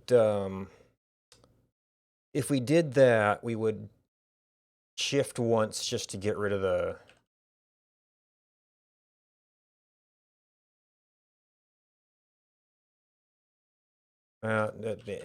That actually gets rid of it. You get rid of the whole string match.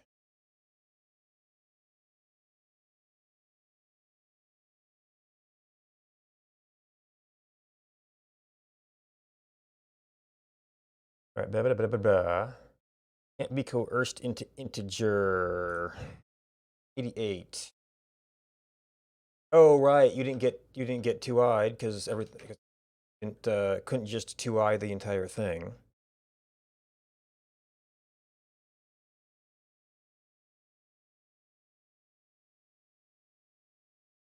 Okay. Apparently, I had some other debugging in there. Oh, yeah, I did have a p tile from last time I was working on this. Wow, this was like all. Oh, my plus didn't work here.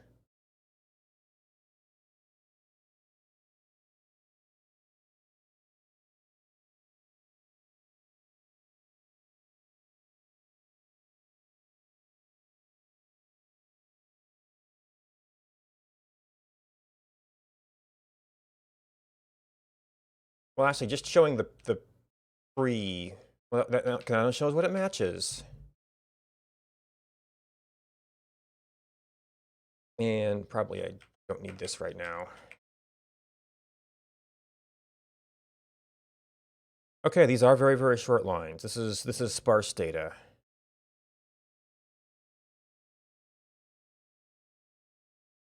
Is there even enough here to test this? Okay, yes, you've got multiples, and that is not multiplying. Uh,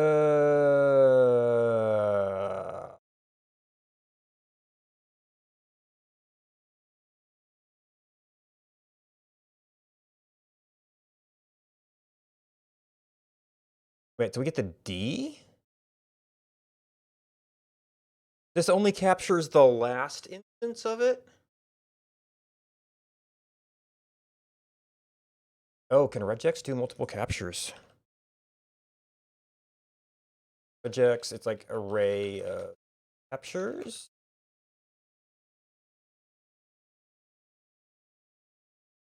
That matches array of regex matches multiple repeated groups.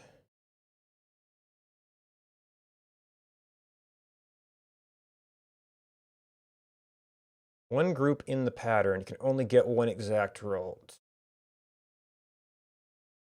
And the surrounding non-capturing group only the last value. Find all matches. You'd have to remove the anchors and quantifiers. One capturing group. Okay, so regex does not do this.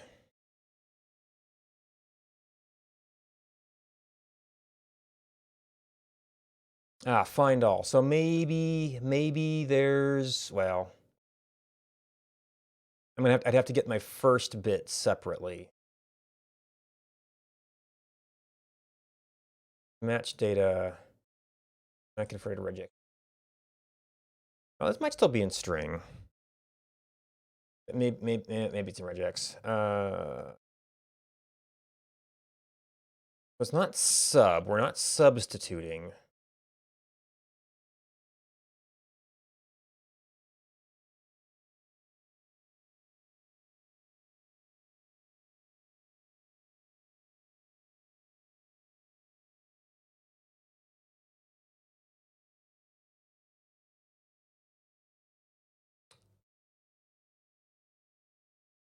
Oh, this is array. Bring up. Maybe that's what I did here. Yeah. Okay.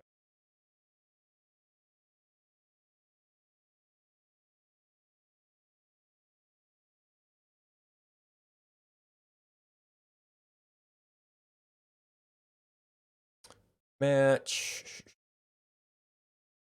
Specifies the position of the string to begin the search. So this will be the kind of thing where you would.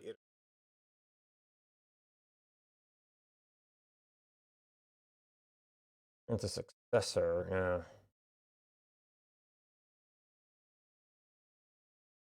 Partition. There's the part before it, the match, and the part after it.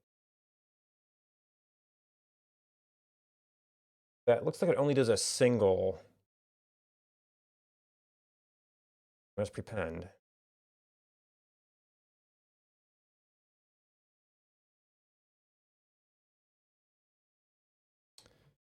Matching the pattern. Match a result is generated and either added to the result array or passed to the block. Which actually passed to block would kind of work here. Once we got past our first bit.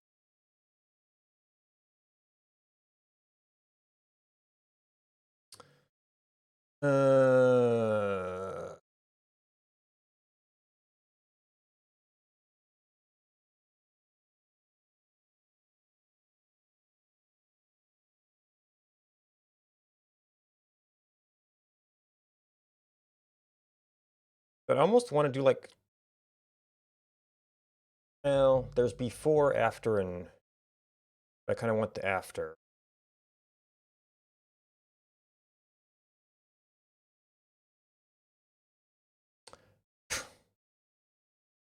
Now that's a byte, not a character code necessarily.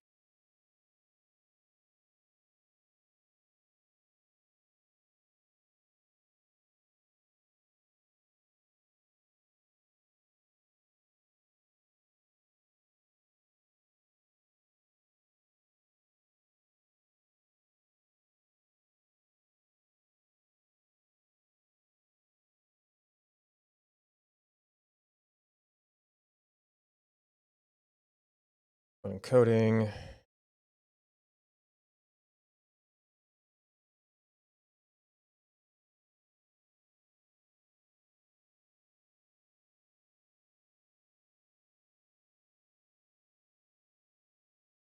Center string. Make string empty.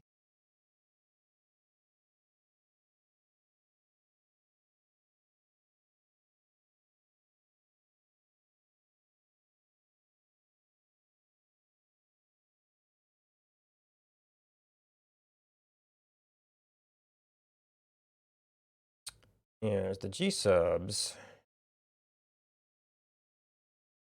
Index of substring of regex.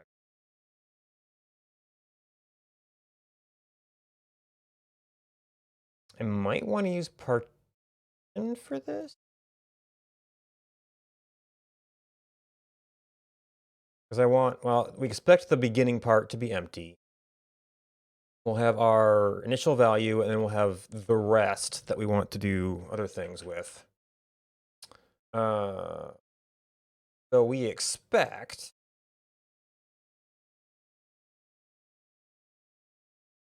to take, so this is going to be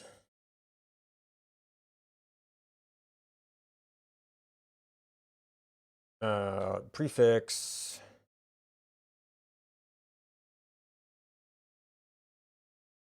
dy rest.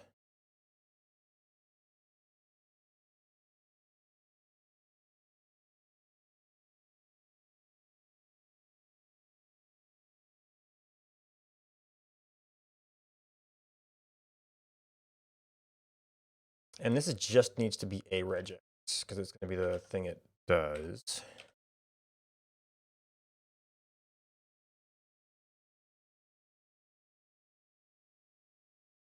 I guess that was an array, but we're here. And then the rest can blow up from there.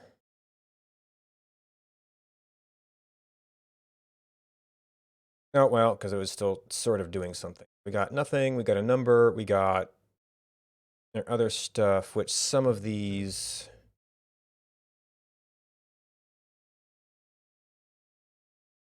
Somewhere there are things with multiple entries.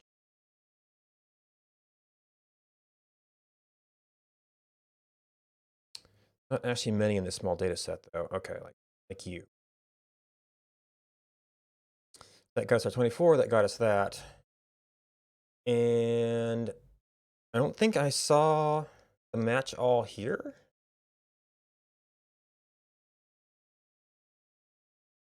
Or did I? It was scan. Might be a regex method too.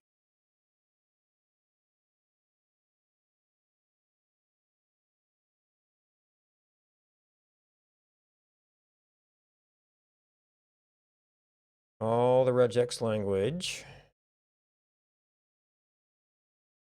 File escape.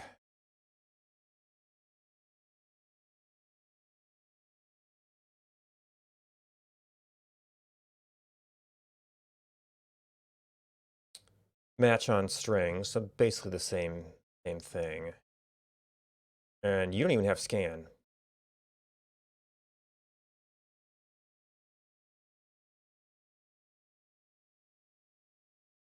Iterate through string. So either we get an array or we do it directly, but we're just going to iterate. So this was informative. This is, I might want some of this regex.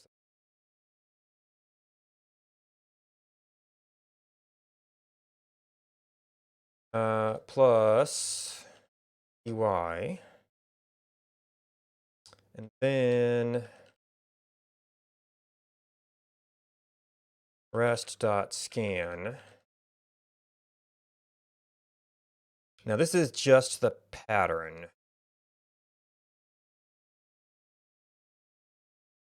Shouldn't need that.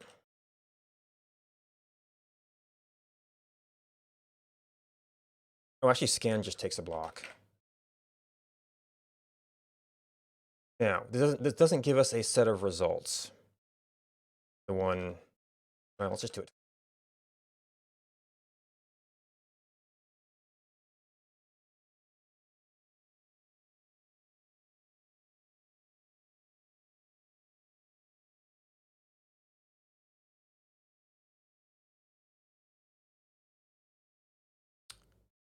All right, can we see anything? Oh, C6, C0. Oh, so this would actually be potentially, no, because scan does a block itself. It's not necessarily an iterator.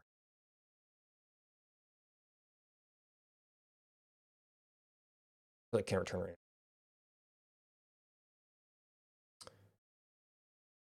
And then, well,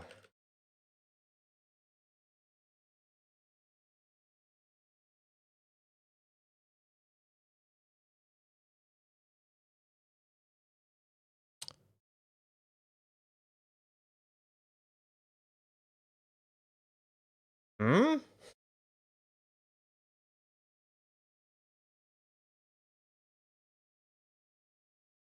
What? Encoding problem?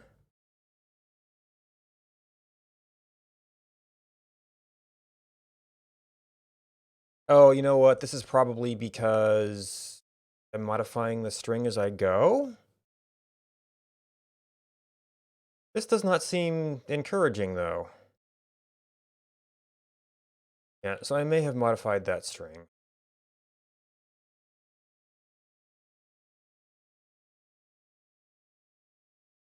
Still, it shouldn't have done that to it.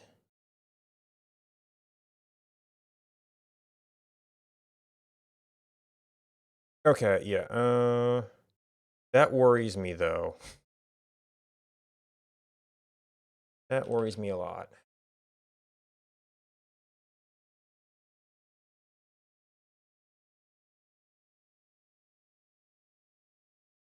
That hasn't changed it yet.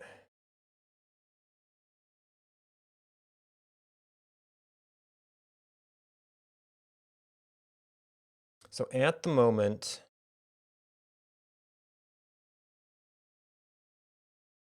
try to do a conversion on it. Unexpected.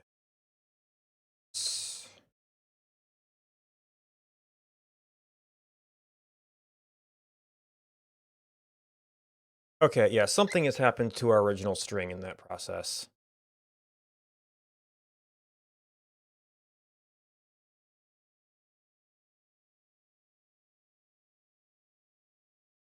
Oh, we never actually have a 0 as the leading character. Oh well. That's still the ASCII translation. Oh, unless it's just a 0. Yeah, so A's and B's will probably be common. Okay, so this actually corrupts the DX value. Interesting.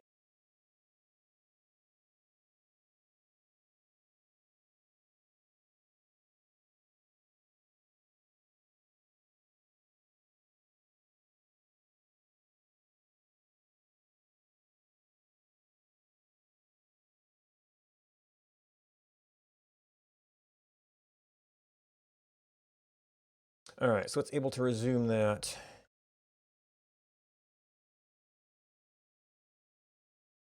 Also, I think this is going to wrap up compression.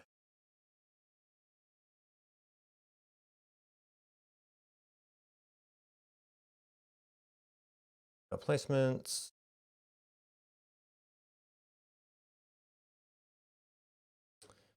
Change test data set.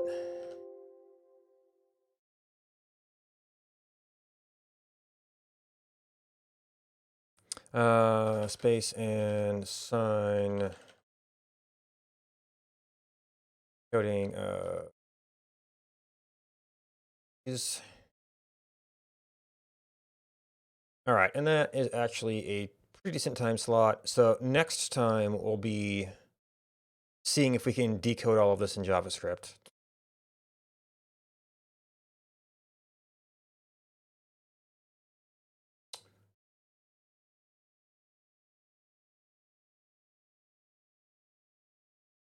Unfortunately, that's Friday, so hopefully I remember how everything works.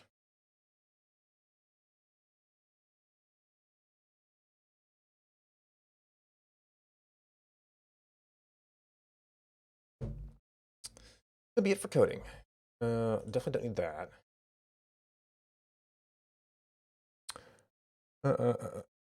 Thanks for watching. Thanks to everybody who hosted me. Programming is over, but if you just want to hang out, I'm going to be doing some Mania now. I'm going to break stream to change some settings. And I'm going to need a few minutes to set up the mat. I'm normally doing programming on some mornings. And then very often that'll turn over into Mania afterwards. But if everyone wants to hang out, I'll be back in a little bit and see you then.